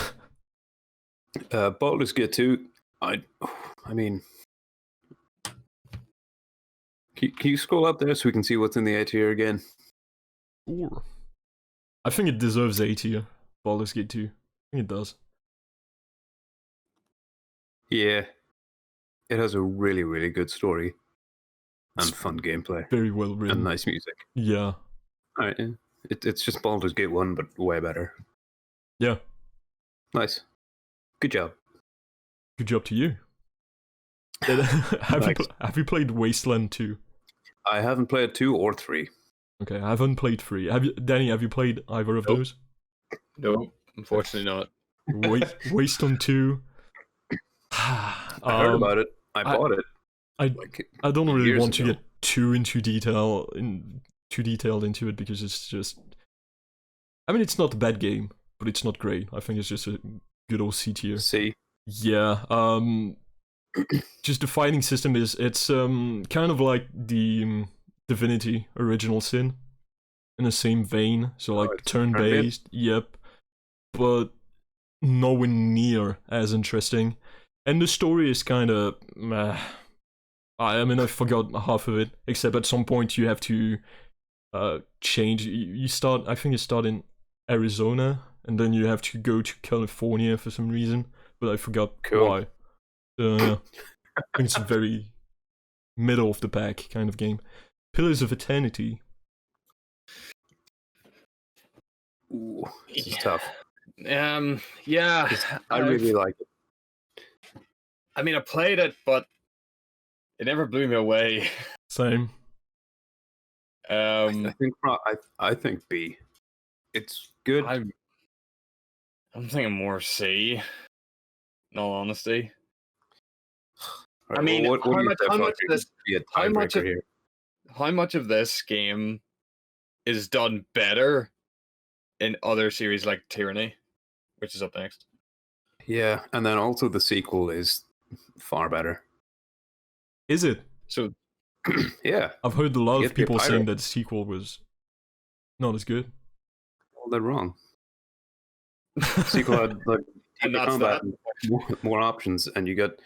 I mean, I know boat combat wasn't really much, but you got to have a crew on a boat and be a pirate Oh, that and sounds explore great. continents and stuff. And it was great, and it had a better story and much deeper character interaction. but that's So, yeah, two. the second one's better. Yeah, okay. I mean, I can see Pillars of Eternity going into C tier. It's like the atmosphere and the art and the soundtrack are fine, but it is distinctly meh. Yeah, I think I that's thought it fair. was really good. But you know what is really good? Tyranny. Tyranny. Mm-hmm. Yeah, Tyranny's fantastic. Tyranny is it's a really well polished RPG game. And it has such an interesting concept, too. This one all powerful mage wizard that is just laying waste to the entirety of a world. Yeah, like there's not very many games that start off with the bad guys already winning. And you are part of them. You are a bad guy. Yeah, and you just play like the fucking big bads. Like you're But sort of a they messenger do kind a of really thing. interesting way of managing politics, essentially, as well. Yeah. So that's what the game is. I They think do- I was kind of disappointing in the fact that it doesn't go all the way. I feel like you can't really. I mean, you can be an asshole, but at the end of the day, you still have to stand up to the big baddie. You know, like you Yeah, can be you can can't decide to be like, bad oh shit, yeah. you know what? I'll be even worse than him. You're right. You can't But you can't just be an asshole to all the people you know by just taking an area for yourself. Yeah, but I mean, I even feel like that's the canon thing to do, almost, because like they're all cunts. it makes sense. Yeah, it does. So where are we gonna put this one? I'm thinking A. It's very good. I really enjoy it that much, and I always enjoy a game that has good conversational, like has good ways of doing multiple things. Like you can do something in a variety of ways. You can just kill them, sure, but if you have different stats and different things, it lets you do it different ways and lets you play the game again with different things. So I'd say A. Thing is, like, I don't think it's as good as Planescape or Fallen 2 or Baldur's Gate 2. Oh, I don't know. I mean, but I won't fight for it. That's fine. There you go. There, good boy. If we're talking Divinity Original Sin. Mm-hmm. The first one first. Definitely the first one should be an A tier. Oh, okay. Okay, so I'm kind of scared of what you're gonna say about the second one, but I'm okay with that. It's probably the second one should be an A tier too. It's just I didn't really play enough of it. Divinity 2. I feel like it was very samey. It is kind of samey, but it sort of ties your hands almost literally at the start. In fact, definitely literally at the start, because you start as a prisoner, and can't do the cool thing. Yeah, but it takes maybe like 4 hours for you to get out if you really want to get out. No, not even that. That's not a long time. Not even that. Actually, you can literally get out of your shackles in like I think 2 quests. But if you do, it changes everything in the first chapter. But is it better than the first one? Oh, it's much better. It's just a much better game. Oh, it's absolute. I mean, I'm completely biased towards DOS2. I think honestly, it's which one did you play first? The first one. Oh, I probably think that it's my favorite CRPG of all time. Like gameplay wise, it's the best one. There's not even it's not even up to debate. Much more than Divinity, the first one. It does much more, but I don't remember it being very different. The concept, thing. I mean, if you haven't gone very far into it, there's probably a lot of skills and stuff that you haven't unlocked. But it's just the single fact that you can basically complete the game almost entirely with the teleportation skill. Oh yeah, you can kill basically everything with it. Just by being creative in the way you do things. So like you have lava next to you, you have a big guy that's like 10 levels higher than you. You're like, well shit, I'm just gonna teleport you into the lava. I'm gonna lose the loot, but you're dead. Fuck off. You won. Yeah. I think it was for the first one though, but I've watched a speedrun of the game that was so fucking cool. That was based purely onto using the teleportation pyramid things. Yeah. To travel as far as you could to basically creep through walls and stuff like that. And to beat the final boss, what they did was they took a barrel and they stuffed it with a lot of stuff, like all the fucking heaviest stuff they can possibly get. And then to kill the boss, they basically teleport the barrel on top of the boss's head. And so it drops the barrel on the boss's head, and it insta kills it because the damage scales with the weight of the object. And it's so fucking creative. It's incredible. And DOS2 does that, but much more often and in a much better capacity. There's so much thing you can do with the combat system. So what you're saying is the original should be in the B tier and 2 should be in A. I'm saying 2 should be S tier. I'm finding it difficult to disagree with him, Kevin. I'm sorry. Because I played the Divinity as well, and although it does have it does make the combat very, very fun, and creativity is the name of the game. Yeah, I guess you're right. It And does. The It is imagination really good. of the This didn't creators grab me. for the And it's Maybe types. I'm just not imaginative enough. writing wise, it's very good. The story is pretty interesting. The characters are cool. The characters are pretty cool. I love this the idea that you can either like create a new character from scratch or pick one of the companion to play as your main character. I really think that's very interesting. And just overall, the music is fucking incredible. The fact that you can choose in your character creation screen, you can basically choose which instrument is going to be highlighting the leitmotifs throughout the soundtrack. Yeah, I forgot about that. That's genius. That's fucking genius. So you both want to put this in the S tier? I mean, it did allow me to play a skeleton that could eat flesh and gain memories, so... Yes. The fact that every single race has something special. Like, you're an elf, you can literally... I feel like if you're an elf, be agreeing because if you're an elf, you can let literally... you roleplay so much. If you're an elf... If you're an elf, you can literally eat flesh. And you gain memory and powers from the flesh that you've eaten. And that's something that if you're not an elf, if you eat flesh, it's just going to make you sick. Plus the fact that the multiplayer, the cooperation part of it is so fucking great. Like it's one of those games where you can prank your allies as much as you can, as much as you can help them.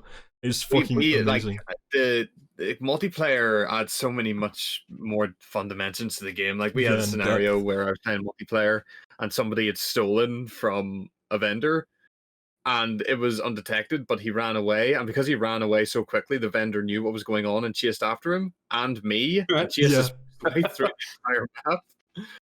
Oh, yeah. What would we do with a friend when we played this game in multiplayer?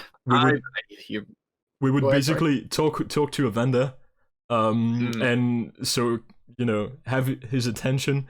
Meanwhile, the other one would go behind his back and pickpocket him, and then when he eventually would find out that he has lost items, we would basically like just hide stuff in a barrel or something, and then go pick it up later. It's so fucking, I don't know, that game is so fucking creative and see, now that is like that sounds like just like the ultimate role-playing experience. I mean, honestly, it's probably the one game that gets the closest to the pen and paper experience. Yeah. Like, I just don't know why it didn't. I just couldn't get into it. By the way, there's like a game master game mode where you can create your own adventure and get to basically like if it was a pen and paper game, and it's deep enough, in the tools are deep enough and complete enough so that you can actually do something interesting with it. I just think this game is fucking incredible. All right, we'll put it in S tier. Thank you. But Disco Elysium has to go up there too. I'm fine with that. So tell us why, Kevin. All right, convince me. Disco Elysium has no combat. All the RPG elements are like it's. Hang on, I'm gonna have to sit up straight for this. So it's an F then? Is what you're telling me? It's you play as a detective, a washed-up amnesiac detective, which I know is like such a shit overused trope in games. Yeah, but it's well done. Yeah, because something horrible has happened in his life, so he goes in a mad bender and loses most of his memories. Also, someone got murdered and hung up on a tree. So you're supposed to solve the murder, but like solving the murder is not really the point of the story. It's just a big character examination of the main character and exploring the world that they've built. Yeah, I think a good point to describe it is like it's as if it was an HBO series, but as a game. It's just character development. Yes, but it's done so well. Like they mix it in with the gameplay so well because you have, instead of skills, you just have like you do have skills, but they're all tied to your main character's personality for the most part. Mm-hmm. Like you've got resistance to drugs, And or not even resistance, just like an affinity to drugs. If you do it too much, you have to start taking fucking meth and stuff just to stay alive. And you've got like, oh, what are the other ones? It's been a while since I played. It's basically all like human traits and empathy, and affinities and stuff like that. The power of your own imagination. Yeah. So, for example, if you're like someone who's like very sensitive to your, there's one for like being very sensitive to your emotions, very empathetic, or there's one to being like very aware of the world, all these kind of things. And all these things, basically, we were talking about meaningful choices and stuff like that. That's the game. That's meaningful choices, the game. Yeah, because they all play into like everything, and you won't see it coming, but just like be having a conversation with the character, and if you're too emotional or too sensitive, then like you get locked out of certain dialogue choices, and Harry might just break down. Just getting too caught up in it. Actually, yeah. Yeah, if you're depraved enough, you might get the option to just lick booze, alcohol out of the ground, and it gives you a buff. Oh yeah. That's it's such a funny game at times too. It's very well written. I have a screenshot somewhere of I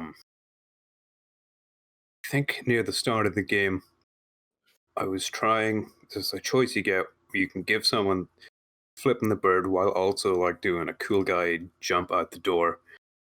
But none of my skills were high enough, so I just accidentally jumped into a woman in a wheelchair. Made a complete fucking embarrassment. It was so funny. The writing's amazing. Yeah. I mean, probably one of the most well-written games I've played, honestly. Yeah, definitely. And I'm really excited for the updated version coming out next month. Same with the entire voice acting. Yeah. It's going to be great. Extra and the voice acting was great for what was voice acted. Yeah. It was fucking good great. Music too. It's just a great game, like one of the best. Like S tier, we agree. 100%. Also, Danny, you should play it. Yeah, you definitely should. I for anyone listening, I think it's one of those games where you don't actually have to like CRPGs. You don't even. You just have to love meaningful it's more story. Of a visual novel. Yeah, it's a visual novel, but very deep. With really good RPG elements. Yeah. The best. Next up, Dragon Age Origins. I think A. I think it's great. Okay. Explain. It's basically like it does everything that something like Baldur's Gate does, but is it as good as Baldur's Gate though? I think it is. Honestly, I think it is. Yeah, it's a classic CRPG, but also on consoles. Yeah, it's not nearly as tedious. It's a classic CRPG, but not with an ISO view. Yeah, it's much more accessible. I really love the origin idea, like the fact that you choose your path before actually starting the game. That's a very fucking cool idea. I think that's something. Changes like the first 5 hours of the game, depending on who you pick. I actually think that's something that should be a standard when it comes to RPGs. When you actually get to customate your character, you either. I mean, I think when we talked about when we made our first like collab video, we actually, I think I did or you did, I don't remember, talked about this system a bit. I think it might have been you. That was a while ago. Now it's something. It's a great system. It gives choices to the player. It gives choices to the player, but it also like builds a good storyline so that you don't start role playing out of thin air. Basically, it's not like Skyrim. Well, oh shit, I'm a fucking amnesiac who's somehow locked in jail. You know, you actually get a good origin story. So I really liked it. Whereas Dragon Age 2 fucking sucks. Only played like the first hour of it, and it just it wasn't great. No, it fucking sucks. I think it's not as bad as Andromeda, so I would put it in D tier, but it sucks. That's fair. It really sucks. And then Inquisition, I think it's pretty good. It's That's pretty not great, good, but it's fun. yeah. C tier. See, yeah. One of those C. games. The biggest problem, in my opinion, is that the writing and all that is not as good as Origin, and most of the quests are very simple, like Korean, Korean MMO kind of quests. So yeah, that's kind of sad, but not too bad. Next up, we have Fire Emblem, Path of Radiance. Which one is this? Path of Radiance on the GameCube. Oh, this is the one that's way too hard. It's very difficult. So I'm gonna put it in D for reasons that include not being able to get far enough in it to enjoy the story. It's too hard. I'm not great at tactics or strategy things in general. So when I have to play one that's way harder than all of the other ones, it doesn't go well. I can confirm Kevin is terrible at strategy tactic games. Awful strategist. I think it's still good. I think it's a bit harsh to put it in D tier though, just because of it. Probably. I mean, it's good. I think it's. I like the DS ones better though, personally. Yeah. So I would put it in C tier. C? Yeah. Fire Emblem Awakening, it was pretty good. I think it's the best one. Don't know if it was great. I wouldn't say great. I think it's very good. Just very good, very solid. Yeah. I mean, also significantly more accessible. Yeah, most of the things that are very good in this game are already very good in Path of Radiance. It's like it's just a lot easier to get into. Yeah, the fact that I think it's the same thing with Fate. I think we could put in the same tier. Like the fact that basically all your... It's pretty much the same game. Yeah, all your characters are like... Could die at any moment if you fuck up, and then they're gone. That's a very cool concept. I really like that. Kind of what about same shit than XCOM, stuff like that. What about Three Houses? I haven't played this one yet. It's really good. I think it's really good. I don't know if I want to put it in the A tier though. I think it should probably just go in B as well. Fine with that. I've only heard good things about Three Houses. Yeah, it's definitely the easiest of them because I got to the end near enough. Oh. Yeah, nearly. That's like a baby game then. Kinda, yeah. But it does, it just does a lot of really good character development stuff. It has this whole system where in between battles you go around your university because you're a professor. You can do different activities. They're all quite simple, but they're fun. Yeah. You can chat with characters and give them presents, and then you have to give classes, which basically just amounts to like telling them like what stats you want them to focus on. Yeah, it's So basically there's a lot of customization. Basically like Awakening and Fate. Yeah. Same system. Good. I'm glad we're agreed. Yeah. And then there's a classic coming up. Chrono Trigger. Danny, I have a question. Have you played any of the games that are coming up? Chrono Trigger? Have you played it? Yeah. Oh, cool. Oh, that's good. It's very good. That's why I didn't really get involved in the earlier Final Fantasies because I was playing Chrono Trigger. I mean, that's fair, you dude. played Chrono Trigger and decided that RPGs sucked. I played one and that was it. Wait. No, don't go that way though. No, it's pretty good. Chrono Trigger is really good. Very fucking good. Pretty good. Yeah, I mean it's fully agreed on. The gameplay is smooth. The art style is vibrant. The soundtrack is lovely. The monsters are really compelling. The story is compelling as well.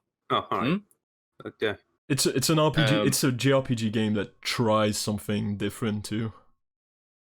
It's not the same, just classic Final it does Fantasy. have a like much more interesting battle system than most of the Final Fantasy. I also very much enjoyed the dual attacks that you would have with various characters. Triple attacks. Triple attacks as well, yeah. Which would the triple attacks would either involve a slash or a cross, big fire, or a pillar of fire or something. Whereas with the dual attacks with the named character, I'll call him Chrono, I suppose. He'll just, something will happen to his sword and he'll spin in a circle and that color circle will hit people. If it's lightning, it'll be blue. If it's fire, it'll be red. But yeah, the storyline's pretty strong. Every character has their own sort of reasons to join the story, and all their plot lines get wrapped up. Plus, it does time travel well. It does time travel very well. A lot of games don't.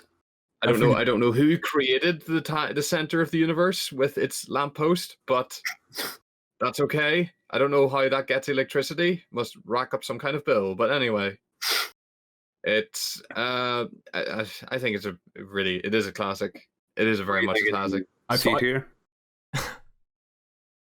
You monster.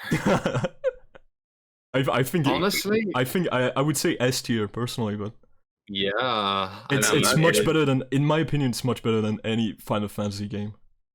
For the resources that they had back then, hell yeah, I'd say it's an S tier. Oh yeah, baby. What would you, Kevin? I mean, I liked it. Okay, that's good. All right. Have you played the sequel though? Oh God, I've heard. I haven't. No. I think I've only played like 5 hours of it. It was very good, and then I stopped playing, and I never picked it up again. I don't know why. The sign of a classic. But it was very good. Fantastic. So you know. Bye. I played Bravely Default though. It was good. I've played it a bit. It was decent. It has some major problems at the end that involve like playing the whole game twice. Couldn't tell you.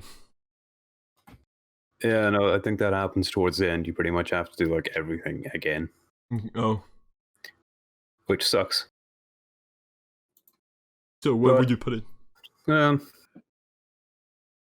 mean, it's better than Final Fantasy X. Probably B. Yeah. Sounds good.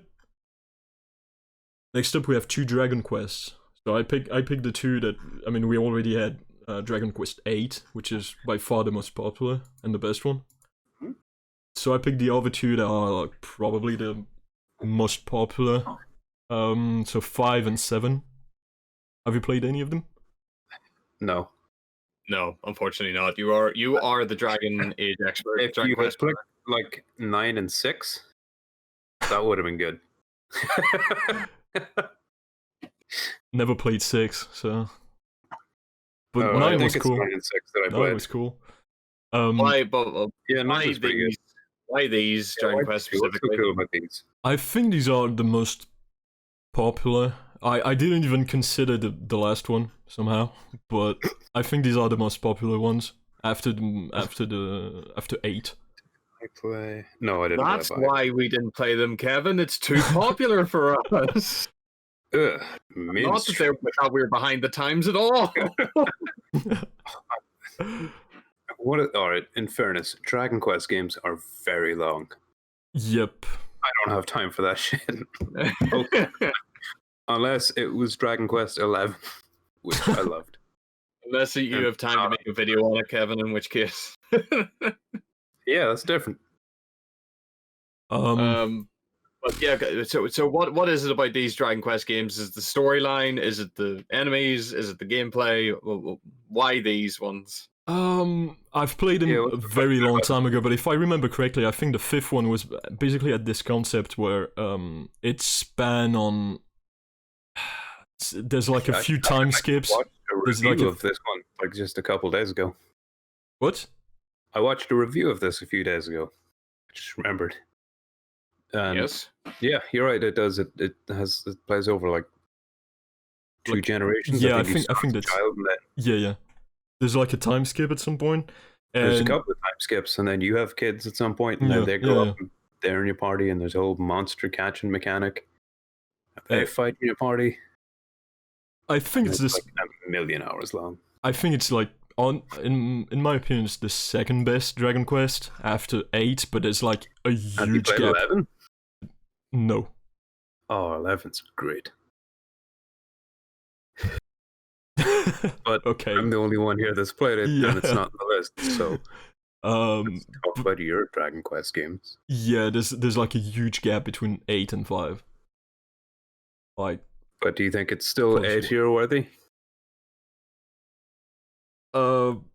Shit. I mean, yeah, I think it's about as good as Original Sin or Tyranny. That's fair enough. I can believe that. It's Dragon Quest, so it's probably great. And Dragon Quest 7, I'd say, is like a tier below that. Not as good. I know a lot of people hate Dragon. I mean, not hate, but dislike Dragon Quest 7. Is that the one that's where you go to like a bunch of different worlds, and it's insanely long? It is very fucking long, yeah. I'm gonna look this up. But how long to beat Dragon Quest 7? It's just, in my opinion, there's like everything is less interesting than in 8 or 5. Apparently, the average is about 73 hours just for the main story. I think that sounds about right. I mean, it's a Dragon Quest. It's a Dragon Quest game. It goes on and on. Yeah. I think it's fair. B tier. It's so decent. What's next? Skies of Arcadia. Okay, I'm gonna hit you up with a quick fact here. Of all the games that we have coming up, I have played Outer Wilds, Dragon's Dogma, and the Fallouts. So I'm gonna be very okay. And you, Danny? Why'd you put me on the spot, Kevin? Why did you do that? I played Dragon's Dogma too. There we go. Barely remember Vagrant Story, and then after that, it's Outer Worlds, Cyberpunk, Dogma, and Fallout. My JRPG is terrible. I apologize. So we can already start by putting this one in never played. But Shadow Hearts Covenant, I heard only good things about it. I heard it was fucking great. Skies of Arcadia, same shit. Yeah. Yeah, Japan, why did you make such terrible games? I haven't even played them. So what about Vagrant Story? Vagrant Story, it was very long time ago. I mean, what else do I expect from a story about a homeless man? But we're not talking about Disco Elysium. From what I remember, I couldn't shake the feeling that this looks so much like Metal Gear. just from the way that the bars and everything are presented, and the gritty, grimy, brownish tone that everything has. Oh yeah, okay. Because I was wondering what you'd see in Vagrant Story that would remind me of Vagrant Story. I mean, if you look at the HP, it looks nearly. And there's a mini map function. And yeah, there's a mini map function which looks like something that would be a Metal Gear, and the camera is at a Metal Gear angle. That's all I can describe it as. Yeah, it's sort of like at a corner. It's kind of like It's kind of not quite isometric. Yeah, it's kind of like Octopath Traveler, I think it's called. Oh, I thought that game was really ugly. Those recent games, I mean, up to debate, but it's in the same vein, if I remember it correctly. But I do remember for Vagrant Story, because I played this a long time ago, and back whenever I didn't even own my own TV. So trying to adjust the brightness on this, because everything is so dark. It made it so hard to try and fight enemies because it was so dark and brooding. You could only really tell by the bigger ones that I think that's floating towards me. I think. But yes, Homeless Man Story. It was okay. I mean, you did sort of end up just. There wasn't really anything that I saw that made it stand out compared to things like. Go ahead. Yeah, I was gonna say it was very very basic, but no, I mean not basic is not a good word for it. It was very classic, I should say. Yeah. Like there's not much difference. Like it won't change your life if you haven't played Vagrant Story. I think it's a very good game from what I can remember, but I can also remember it being like an emo kind of Final Fantasy, if that makes sense. Well, I mean, it's Vagrant Story. It's someone that's not understood, going alone, But into the brine. Same thing with Xenogear. I have played these games such a long time ago that I can tell you really where to put them. I do remember both of these games being very good, but So do you want to put them in a tier, or has it been? I mean so long? Xenogears I would put in here, and Vagrant Story. I mean I don't know. It depends on you, Danny. Vagrant Story, I'd put. It's all about personal like experiences. I put a D. Honestly, I wasn't impressed or blown away by it at all. Oh, you just pissed off like the 5 people that remember that game. Should we put it in not played then? I mean, we did play it just fucking ages ago. True. Yeah, but I think like if It was a very long you time haven't ago. played it enough to really have a strong opinion of it. Yeah. I want to see, is there any push for a Vagrant Story remake? Probably. I think it has a decent fan base. Yeah, I'd say people will be happy about it, but I don't think there's a big enough fan base for it to happen. Yeah, I'm reading, comments that everything is amazing and the story is fantastic. Oh my god. So maybe it's one of those things where I was too young to appreciate it, and I just saw Brown and just thought, am I playing shit here? What's going on? So I want to try and say, is this available anywhere nowadays other than ROMs? The PS3 and the PS Vita. Wow, it didn't even make it to the 4. Well, I'm not sure. No, because the 4 doesn't have PS1 games, does it? There's PlayStation Now, so. Oh, well, it might be on PlayStation now. But no PC. No. Okay. Now, Vagrant Story, I'm seeing like a lot of the scores being very high as well. It's a very well-regarded game. Mm-hmm. Yep. It is not available on the PS4. Just PS3, Vita, and PSP. Yeah, that's pretty much it. Yep. So not super accessible for most people. So yes, I will try Homeless Man Story again, and I will get back to you. Cool. I mean, I have it. I could play it at some point, and we'll return to this list. So I have a PS Vita. I skipped past these 3 games that we haven't played. Okay. Xenoblade Chronicles 2, 1, 2, and Shin Megami Tensei 4. And then we can talk about the other worlds. And immediately agree to put in D tier. Ah, it's better than D. Is it? C at least. Yeah. It's fun. Is it? Yeah, it's got good gameplay. It's not the best. Does it have good gameplay? Yes. Now say it with more confidence. Yeah, it does. That's not more confidence. You're trying to convince yourself. That's different. No, I really enjoyed it. I played it all the way to the end, which I don't do for games I don't like. I did. Are you sure? It's not a super deep RPG, but it's fun. The thing is that it was made by Obsidian, right? And yeah. And I can't get it out of my head that it was made by the same people who made Fallout New Vegas. And who made Fallout New Vegas in like 15 months. Yeah. And Fallout New Vegas, which is a game that... it's as good as Fallout New Vegas. No, but the fact that Obsidian, they're like... They know how to make like compelling stories and they know how to tell a story through its visuals, through the world, stuff like that. Whereas the other worlds, there's nothing. Visual storytelling doesn't exist.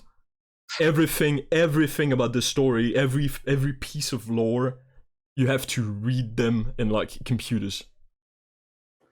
Every bit of it is said on computers. There's nothing that is left unsaid or left for the player to wonder what happened or stuff like that, because there's nothing to even make you think about it.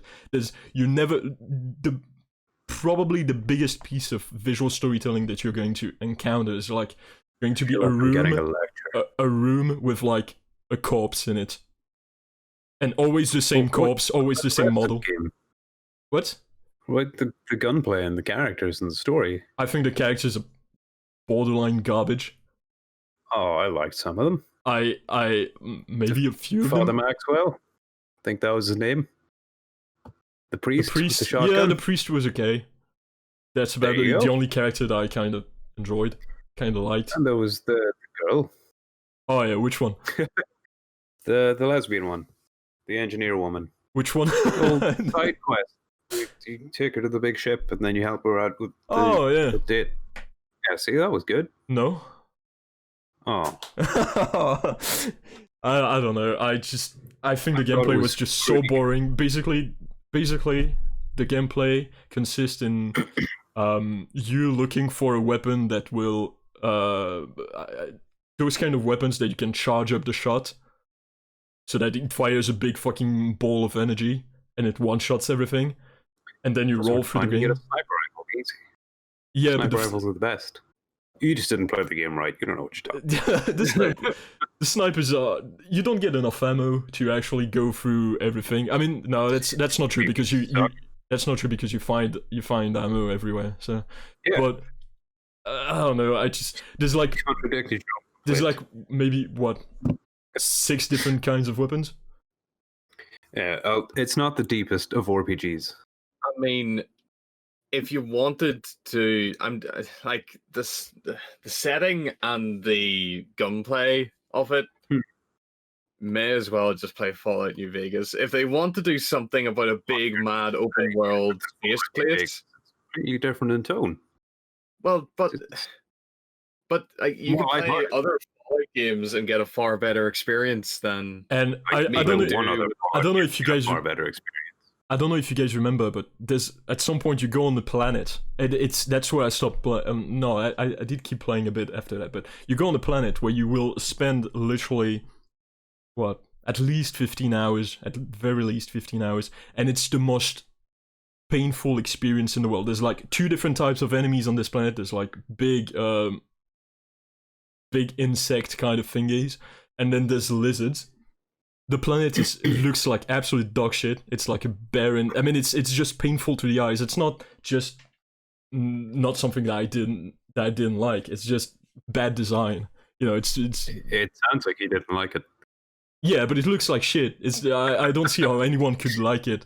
Like I can't even remember. There's like one town where there's a few quests to get, a few people to talk to, and there's like they always have something weighty to say, and you're like, oh well, that's funny. Yeah, that was entertaining. And and then you go. That's how you describe. You go in the wild. Entertaining. You go in the wilderness, and there's literally nothing. There's like maybe 2 buildings in the entirety of the map, and it's a pretty fucking big planet, and there's 2 buildings in it. And there's maybe, I think, 1 village where there's 1 quest in it, and you're done. And you still have to spend a dozen hours at least on this planet, and it's the most painful experience I've ever went through. I'm willing to compromise because you clearly hate it so much more passionately than I like it. And I'm not sure how much longer I can listen to this lecture. So you're grinding them down, Flusher. Good, keep it up. So we can put it in the not played tier because Danny hasn't played. I played it. You've played it. Yeah, all right. We can put it in C. That's fine. Did you really want to put it in B tier? No, I think I was probably going to put it in CA. So I'm being played. Yeah, Alright, that's Oh, fine. you were going to go for like D or F, so I wanted to fight against that. I didn't realize we agreed. No, I wanted to put it in Could've D. saved it I for wanted other to put it in times. D tier, but Well then, okay. Enough about subpar games. What about having sex with Keanu Reeves? Let's go. Cyberpunk. if only we could, that'd be S tier. I mean the mod's there, but we're really told, please don't Please do do not. this. Yeah. I mean, fair, to be fair, fair enough. You know what? I could see why that'd be But a bit of a problem. Not expect people to make that mod. So Cyberpunk's a tricky one. I've not played it because I'm waiting for it to. I'm waiting for it to be finished. As you should. As you should. I mean, I think we've talked about it pretty deeply enough on the last podcast. Oh yeah, that's right. I And you think can go visit that here. Here. I think Jeez. I mean, yeah, you B or played C, it, it's either B or C, but no, it's not C tier. It's not in the same tier as Final Fantasy X. Let's not go that far. That's true. It's still, it's still a good game. Once again, it just could have been better. Dragon's It Dogma. can be better. It will be better. It just Hopefully. needs time. Yeah, Once it's hopefully. done. Dragon's Dogma. Dragons. I really like this game. Same. Yeah. But it's also kind of janky and not very deep. It Oh, has, it's very deep. Story. Oh, nothing story going. wise, yeah. But it's also one of the games. Small world and I mean, like what you said about the Outer Worlds, where there's not a big enemy variety. I mean, that's true of Dragon's Dogma too. It's a tiny world where you go about and then you fight like the same chimera 10 times. True, but you can climb on the enemies, and you can climb on the goals, and A lot of fun. but it's also one of those games that, I mean, it's probably one of the game that develops its end game and its new game plus, like to an extent that it's basically so new game plus. You basically get to play again like a new game, of course, but everything is different. Like all the enemies, different. There's like it's not like enemies that you faced before in your first playthrough, instead of the enemies that you would face usually. There's like completely different enemies that you can only face in New Game Plus. I kind of wish I'd known that before. There's new gear that you can only get in New Game Plus. There's a lot of stuff. Like New Game Plus is just a different experience. I mean, no, it's the same experience, but more. plus, yeah. And Cool. and the end game is pretty fucking cool. It's like basically you reach the credits, you kill the big boss, and then you're like, Yeah. oh shit, I'm only at half the game. Basically, I still have like an entire dungeon crawler to go through. So I don't know. What do you think?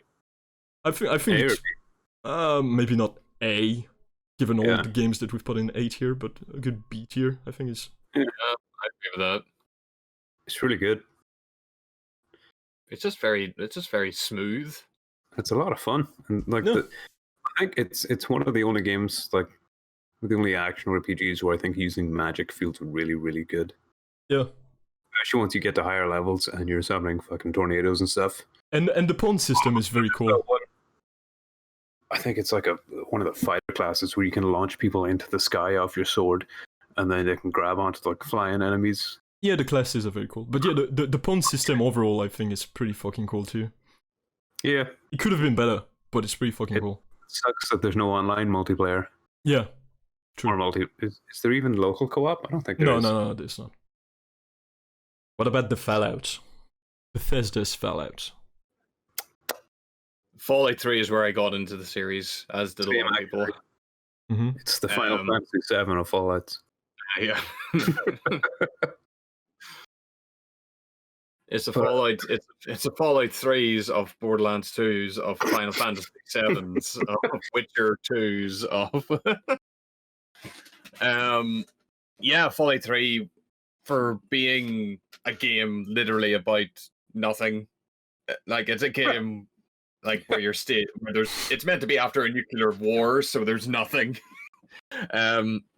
They've padded the game out very, very well. Yeah, it's really good.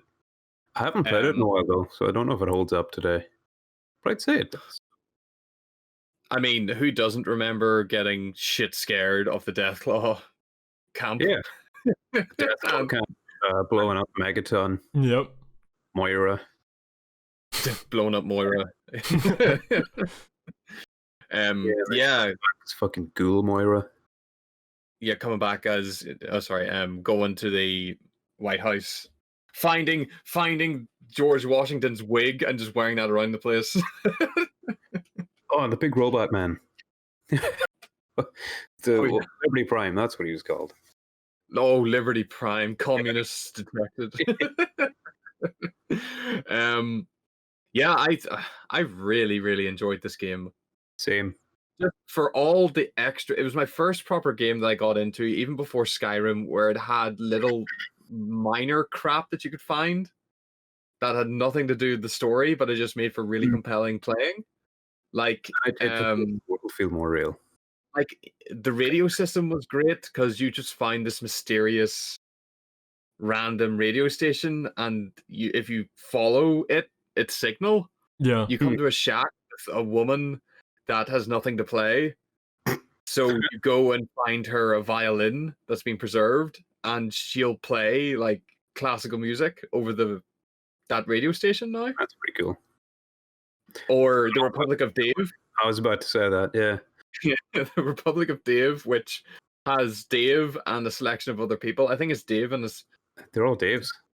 Yeah, like, correct me if I'm wrong, but is it like Dave and his family? I was thinking of, I think it's in Fallout New Vegas. There's a vault full of people that are all. No. It's in Fallout 3. I'm pretty sure it's in Fallout 3. Oh. But this like ramshackle group of people, like I think it's. I might be remembering it really wrong, but if I remember correctly, it's like Dave and a group of like 3 women, and Dave's been the ruler of this conclave for years because he's the only man, and he decreed that men are the only one that can vote. So he's just been voting himself in for years. Yeah, that rings a bell, yeah. And then you just kill him because he's an asshole. And when you get to the Brotherhood of Steel Armor, you just feel like a fucking champion. No, I was thinking, no, this is in Fallout 3 in Vault 108. There's a vault full of people just called Gary. Yeah. Oh, yeah. Gary! Gary's vault. Yeah. Oh, yes. He just cloned himself. I only have fond memories of Fallout 3, so I think that deserves it to be an A. Yeah, I also think that it's also not as good as Fallout New Vegas. Let's talk about New Vegas first. Yeah, New Vegas is a lot better. New Vegas is fucking. To think storytelling wise, it's so much better. To think that it only took like 15 months to make. To think that Obsidian didn't even get the cash bonus because it got 84 on Metacritic instead of 85. Oh, I remember you telling me that. Oh. It'd be sick. Deal they had because one reviewer was like, no, 79, not quite 80. They just gave the bonus to that reviewer to make it 79 and not 80. I'd feel like a dick if we put it in A instead of S. I mean, I would put it in S personally. Yeah, it is. There's not much to say other than it's brilliant. I mean, we've talked in length about Fallout 3, and it's basically the same but better. Yeah, except for its voice acting, Matthew Perry, you've done a terrible job. No, sorry, buddy, but you need to put your all into it. And he just didn't. And you'd think he would, because apparently he was so excited to be in Fallout New Vegas. Like, he asked to be in it. He asked? Oh my god. Yeah, he loved Fallout 3. Well, he could have fooled fucking me. Alright, I go fetch a drink and I'll let you talk about Fallout 4. Do you not want to talk about Fallout 4? I mean, we could talk about Fallout 4, but I have a settlement to save. Oh wait, there's another settlement I need to save. Oh wait, there's another one. How could you possibly have time for saving settlements when you should be building houses or something? I did Oh, not build a single thing except for I think in the one quest where you have to. oh my god. It's Fallout 4. Didn't want to build stuff, and I don't know why you would. Fallout 4 just seemed like a stripped down, bare bones version of 3. Yeah, it is. Did anyone else get that? It just felt like Any of the fun stuff, except the gunplay was better. the gunplay. I mean, and that you could craft and create and edit your own power suit. Yeah, which That was fun. see. Excuse me. Here's the thing, though. I never used the suit. Yeah, because you need batteries. Well, because you need batteries, and also because I never needed to. Oh yeah. Never got to a point in the game where I thought, shit, I need my power suit. It was more just, I'll change my weapon. It's not difficult. But the base building, Kevin, you need to create the garden for people to farm. Care about any of the people in Fallout 4. What do you mean? What do you mean you cared for people you cared for people in the other worlds? What do you mean you didn't care about the random other survivors? In the Outer Worlds because they were well written. Oh, let's not go that far, okay? Okay, I liked them. I liked their personalities. What, you don't like Piper? No. Do you remember Piper? I do now that you mentioned her. It took me a sec. The Nick Valentine, he was alright. Oh, the cyborg? Yeah, the cyborg detective, but only because I like detectives. And cyborgs. And cyborgs. So he automatically gets the pass. Other characters. There was your son. Oh yeah, that storyline. Yeah, no, the characters are just not interesting. Yeah. I mean, I was actually happy when we got to the stage, spoilers, I suppose, where you get into the underground, the underground area with the old man who, spoilers, who says he's your son and all that. Oh yeah, I was really happy because I didn't have to hear about the fucking settlements being attacked anymore. I hear about it though. What? Don't you? Doesn't Press and Garvey just keep coming at you anyway? It's like, if you're not busy, there's a settlement down there. Yeah, but he can't find me underground, okay? He'll send you a text. You have one voicemail. Hey, I know you're busy, but don't be, because we're getting killed. Sorry, that was a butt dial, but while I have you. Sorry, I was looking for Campaign B character, but anyway. Mr. Settlement? But yeah, big issue with that game is that it... Not well written. Yeah. Yeah, that's basically the biggest thing. It starts you off with a backstory that I could not have given less of a shit about. Yeah. Because you're supposed to... Like, you get, like, what, a minute with your son before the game tells you that you really, really want to go and find him? Yeah, and all he does is crying. Yeah, because he's a baby, and, like... Yeah, fuck babies, yeah. And then suddenly... I mean, not literally, but... No, don't. And then suddenly it's 80 years later, and the game's like, oh my god, your child. Go find him. So imagine Fallout, man. You're just like, I don't care. He's probably dead. It's been 80 years. And second of all, your main character's like, I gotta find my son. Has anyone seen a baby around? Sean! As if he... Jason! Jason! Characters intelligent enough to realize that time has passed and your child is not a child because he grew up. Yeah. I mean, if it was finding your son, it's like, I don't care about him. I barely met him. If it was a normal person, he'd just come out and say, I don't have any baby. If it was probably like, my whole family's dead. Shit. Also, the world is in ruins. Time to join them. Oh. Like, I think if you were in that case and you walked out, you wouldn't just go to the first person you met and be like, hey, have you seen my son? Also, what happened to the world? I mean, you kind of know what happens because as you're going down the elevator. Yeah, I know you see nukes going off, but like, Yeah. you still be more curious. Like, what the fuck? Why am I alive? Stop this. Also, Liam Neeson was not your dad, unlike Fallout 3. Yeah. So automatically it gets a lesser vote. I don't know if it means the same to you, but because we are from Northern Ireland and Ireland general plusher, that's a big plus to us. You really see your own kind. Also, in that game, you spent more than 30 seconds with Liam Neeson. Like, you grew up with the man. Damn. So must be cool to grow up with Liam Neeson. I mean, look, you do actually spend time with the father character and with his particular set of skills. Yes. So you have a reason to go and look for him. But yeah, Fallout 4 is D. I think it's not as bad as what a lot of people say. I think it has a lot of redeemable qualities still that are not writing.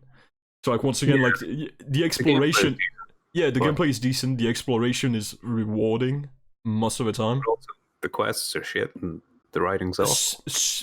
Not all. I mean, some quests are good. Yeah, the problem is that we're not saying that some quests are bad. It's some quests are good.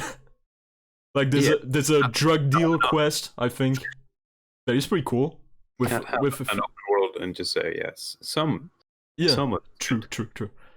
Not enough. It doesn't seem to be a sort of gradual incline either. You sort of just have to hope you don't accidentally stumble into a level 20 area with people who can kill you in one shot. Well, see, now I don't mind that. Oh no, I like that actually. That's fine. I don't like level scaling. Yeah, Oblivion had level scaling and it was bad. Mm-hmm. Because you need to min-max, you just get destroyed.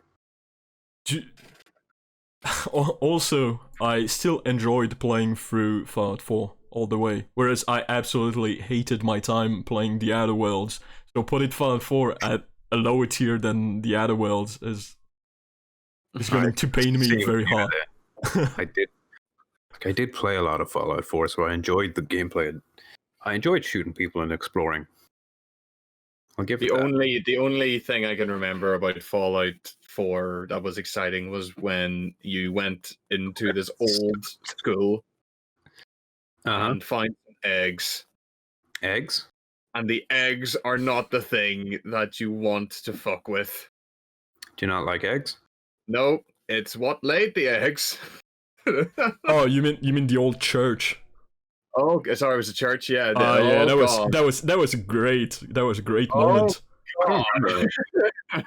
Basically, I think you can either go to that church through a quest, or you can just stumble upon it, which I did.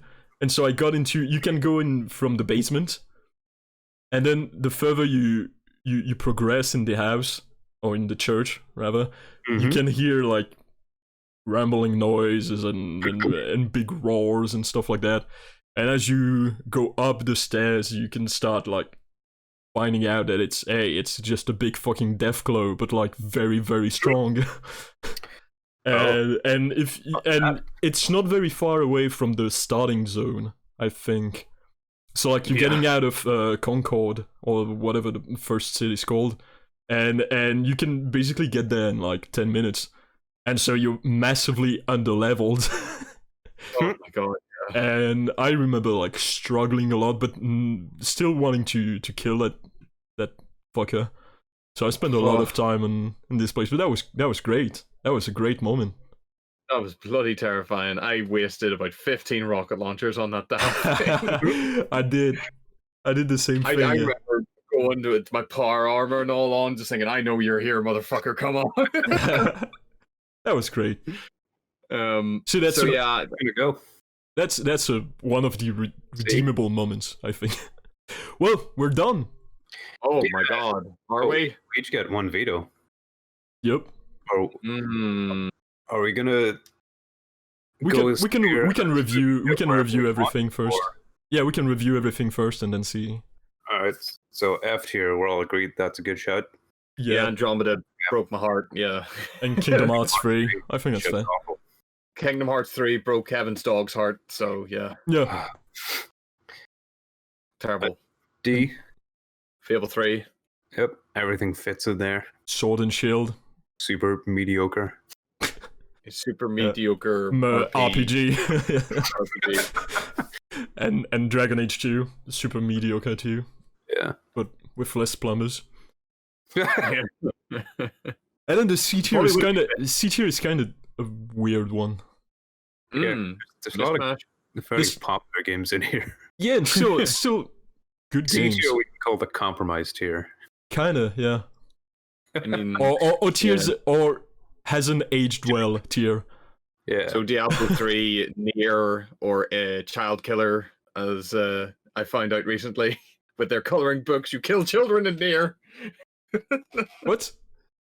Oh, you remember whenever you go into Nier and you fight enemies and you pick up things Oh. like bags and coloring books and pencils. But Nier is in the B tier.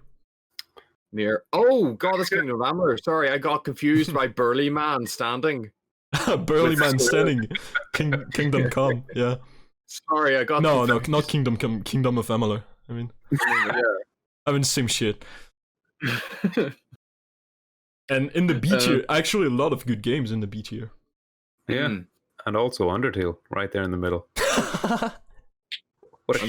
Undertale. Oh. But mostly Digimon. I mean, there's Which- nothing wrong with Digimon being Which in there. I'm Great. more and more considering putting my veto to putting up one tier. Because it's a very good game. I mean, to anyone listening, if there's anything you have to get from this video, is that Digimon is a fucking masterpiece. Digimon World 3, amazing I'm game. surprised. I'm not surprised we put Mass Effect in and B tier. Mass Effect was. Yeah, I think that was Flusher got very angry. That might be it.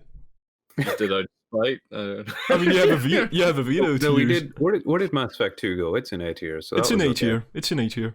Yeah, that was a compromise. It's in I A think it's tier because of along Mass with Effect 2. along with Persona 3 and Suikoden 2 Not played and War- Planescape Tournament Yeah. So and Lost Odyssey. An awful lot of great games there, and we are correct. These are the best games. Nothing else. Don't even talk to me about all that shit we never played. And these Yeah. S tier games, New Vegas, Chrono Trigger, Disco Elysium, DOS 2, Mm. Persona 5 Royale, and Dragon Quest 8. So these are the best RPGs of all time.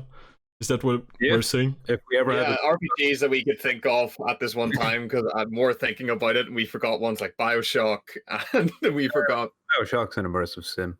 Yeah, yeah. I mean, I said at the beginning that I didn't put those kind of games in it. Do you even Okay. listen to this podcast, Dan? Yeah. Ultima. Oh, Ultima, yeah, I could have put Ultima.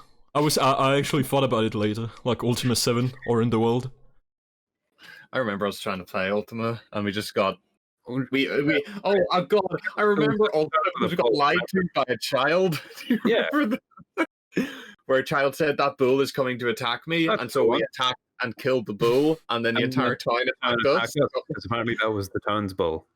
But- including the child. The child started to attack us. But we already ranked 120 games or something like that. Oh So yeah, no. If you want us to do Ultima, you can leave a comment. Oh, fuck off. leave a comment. We'll do the sequel. So, which games would you use your veto on? All right. So I think in terms of our vetoing thing, it should just be moving up or down one tier. Yeah. I think that's fine. Okay. I would happily move Undertale down one. Everything else I'm fine with. You're a monk. You don't understand it. That's why you're moving it. I see. At me because I'm a monster. All right, Wasn't there no point of Undertale? I'm good with that. I'm fine with that. Cool, I win. Also, new rule: you can't use your veto to undo something that someone else.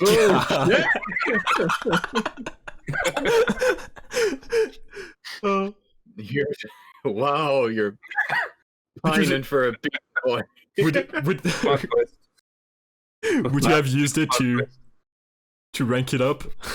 Well, Do you have completely wasted your time by doing that? Or would you do something more interesting? you mean completely enjoyed your time playing Undertale, an properly immersive game? But whatever. If only I had. Whatever. It's just a C tier, dude. It's not that good. It's just an underappreciated game. That's okay. Sure. Just because it doesn't reach Kevin's approval. I've got high standards. What about you, Danny? High standards. Sorry. Honestly, I'm going to be moving one up. It better And not I'm be- going to be moving up. Tune in next week. No, I'm going to be moving up Skyrim. Oh. from I'm moving B to, Skyrim from up B ahead. to A tier? Yeah. I think it is. I say it's a B tier. I've put so many good hours into that game and so many fun times that I can't see it go down to a B. I'm True. sorry. To be, yeah. fair enough. Yeah. It's been it hasn't done itself any favors with its constant re-releases, but for the time, I had a blast with that game. And I mean, I owe like 90% of my views to Skyrim, so. Damn it! I should have left you to put it up. No. Probably gonna. Let's guess. Yeah. What will I do? I think you're gonna put Suikoden 2 up in the S tier, or move Outer Wilds down, or Outer World. I was thinking of doing that for the joke, but I don't really care enough about the other worlds to do that. So I'm trying to think. Actually, I'm trying to think about which ones you. Digimon! You're moving Digimon up. I don't. No, I'm moving Suikoden up. I was actually thinking about moving Persona 4 up, but Kevin's argument kind of made sense. So Fucking yeah, I could see I could put a spanner in the works with the Digimon thing. it's hard. I mean, shit, Digimon does deserve A tier. But it's not there. I think Good.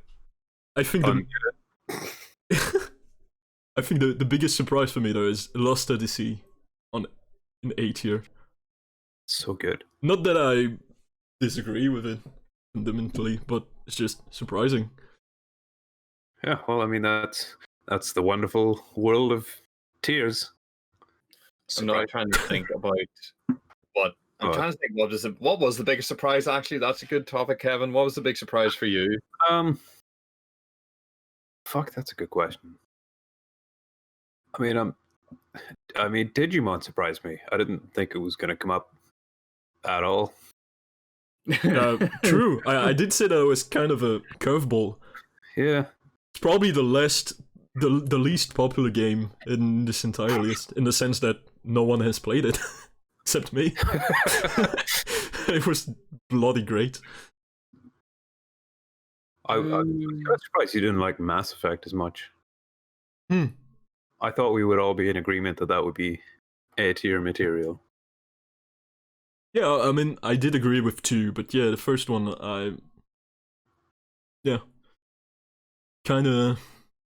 kind of one of those games where I actually didn't enjoy it all that much. And what was your biggest surprise, Flusher? I did say it was Lost Odyssey. Oh yeah. Yeah. Well done, Kevin. What about you, Danny? Have you actually? Oh, that's what honestly, in terms of modernity, plus it's probably the only one that I can see in the list so far. I'm kind of surprised Disco Elysium made it so high. Because it's so good. Oh yeah, it's I amazing. know it's good. I know it's good, but it's a very, very new game, and you can see it compared to a lot of other S tier games out there have been out for a while. Yeah, but And it's. I've had time to make its stance. I mean, to be fair, like DOS 2 is from 2017. Persona 5 Royale came out this year in Europe. Oh, did it come out this year? Mhm. I didn't know that. I mean, Persona 5, the base Persona 5 came out in 2017 too. Yeah. It robbed DOS 2 from role-playing game of the year. Yeah, it's just they fixed it this year. Yeah, they did. I'm also Actually, they did. I'm also surprised by the amount of Eastern RPGs that I've not even given a glance to. So I mean, I'll there's a shit ton of them. So that's fair. yeah, I'll need to give them a better chance, I suppose. There's all these games that we still haven't played, or have not played enough to. Yeah. And most of them are held in very high regard. So I was gonna say we could do a follow up at some point where we've played these, but that would take so long. maybe in a couple of years, in a few years. We'll all come back here in 10 years' time. And 10 years time. So what games have you been playing for the last 10 years? Vagrant Story. Yeah. Haven't So played Dragon Quest yet. to close out this topic, I was thinking which, like, regardless of tiers, personally, which are like the 3 games that you would choose to like play till the end of times? Like your 3 favorite games, not even necessarily in this list, but like your 3 favorite RPGs. I mean, Disco Elysium and Bloodborne for sure. At least. Okay.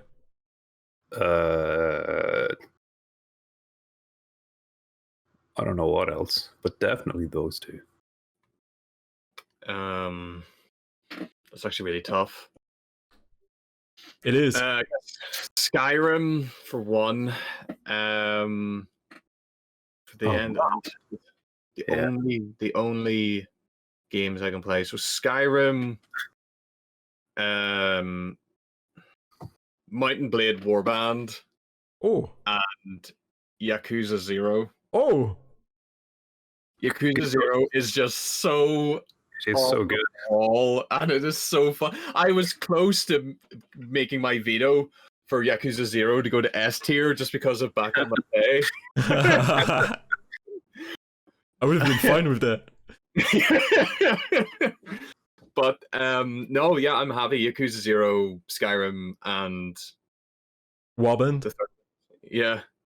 The third one I said. I can't remember. Mountain Blade. Yeah, Mountain Blade, Morrowind, yeah. Because it's just the perfect spectrum. Multiplayer, single player, open world, closed world. Yeah.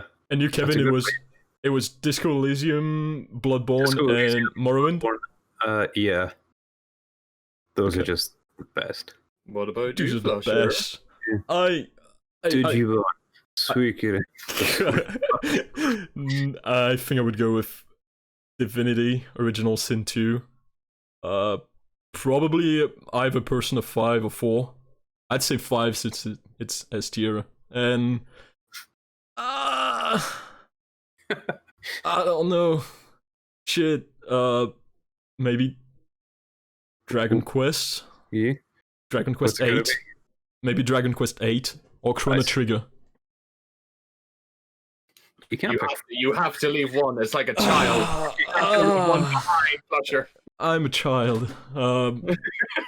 Just Dragon Quest 8, just for the sheer amount of hours and enjoyment I've had on this game, of hours I've spent on this game playing it with friends and stuff. That was fucking great.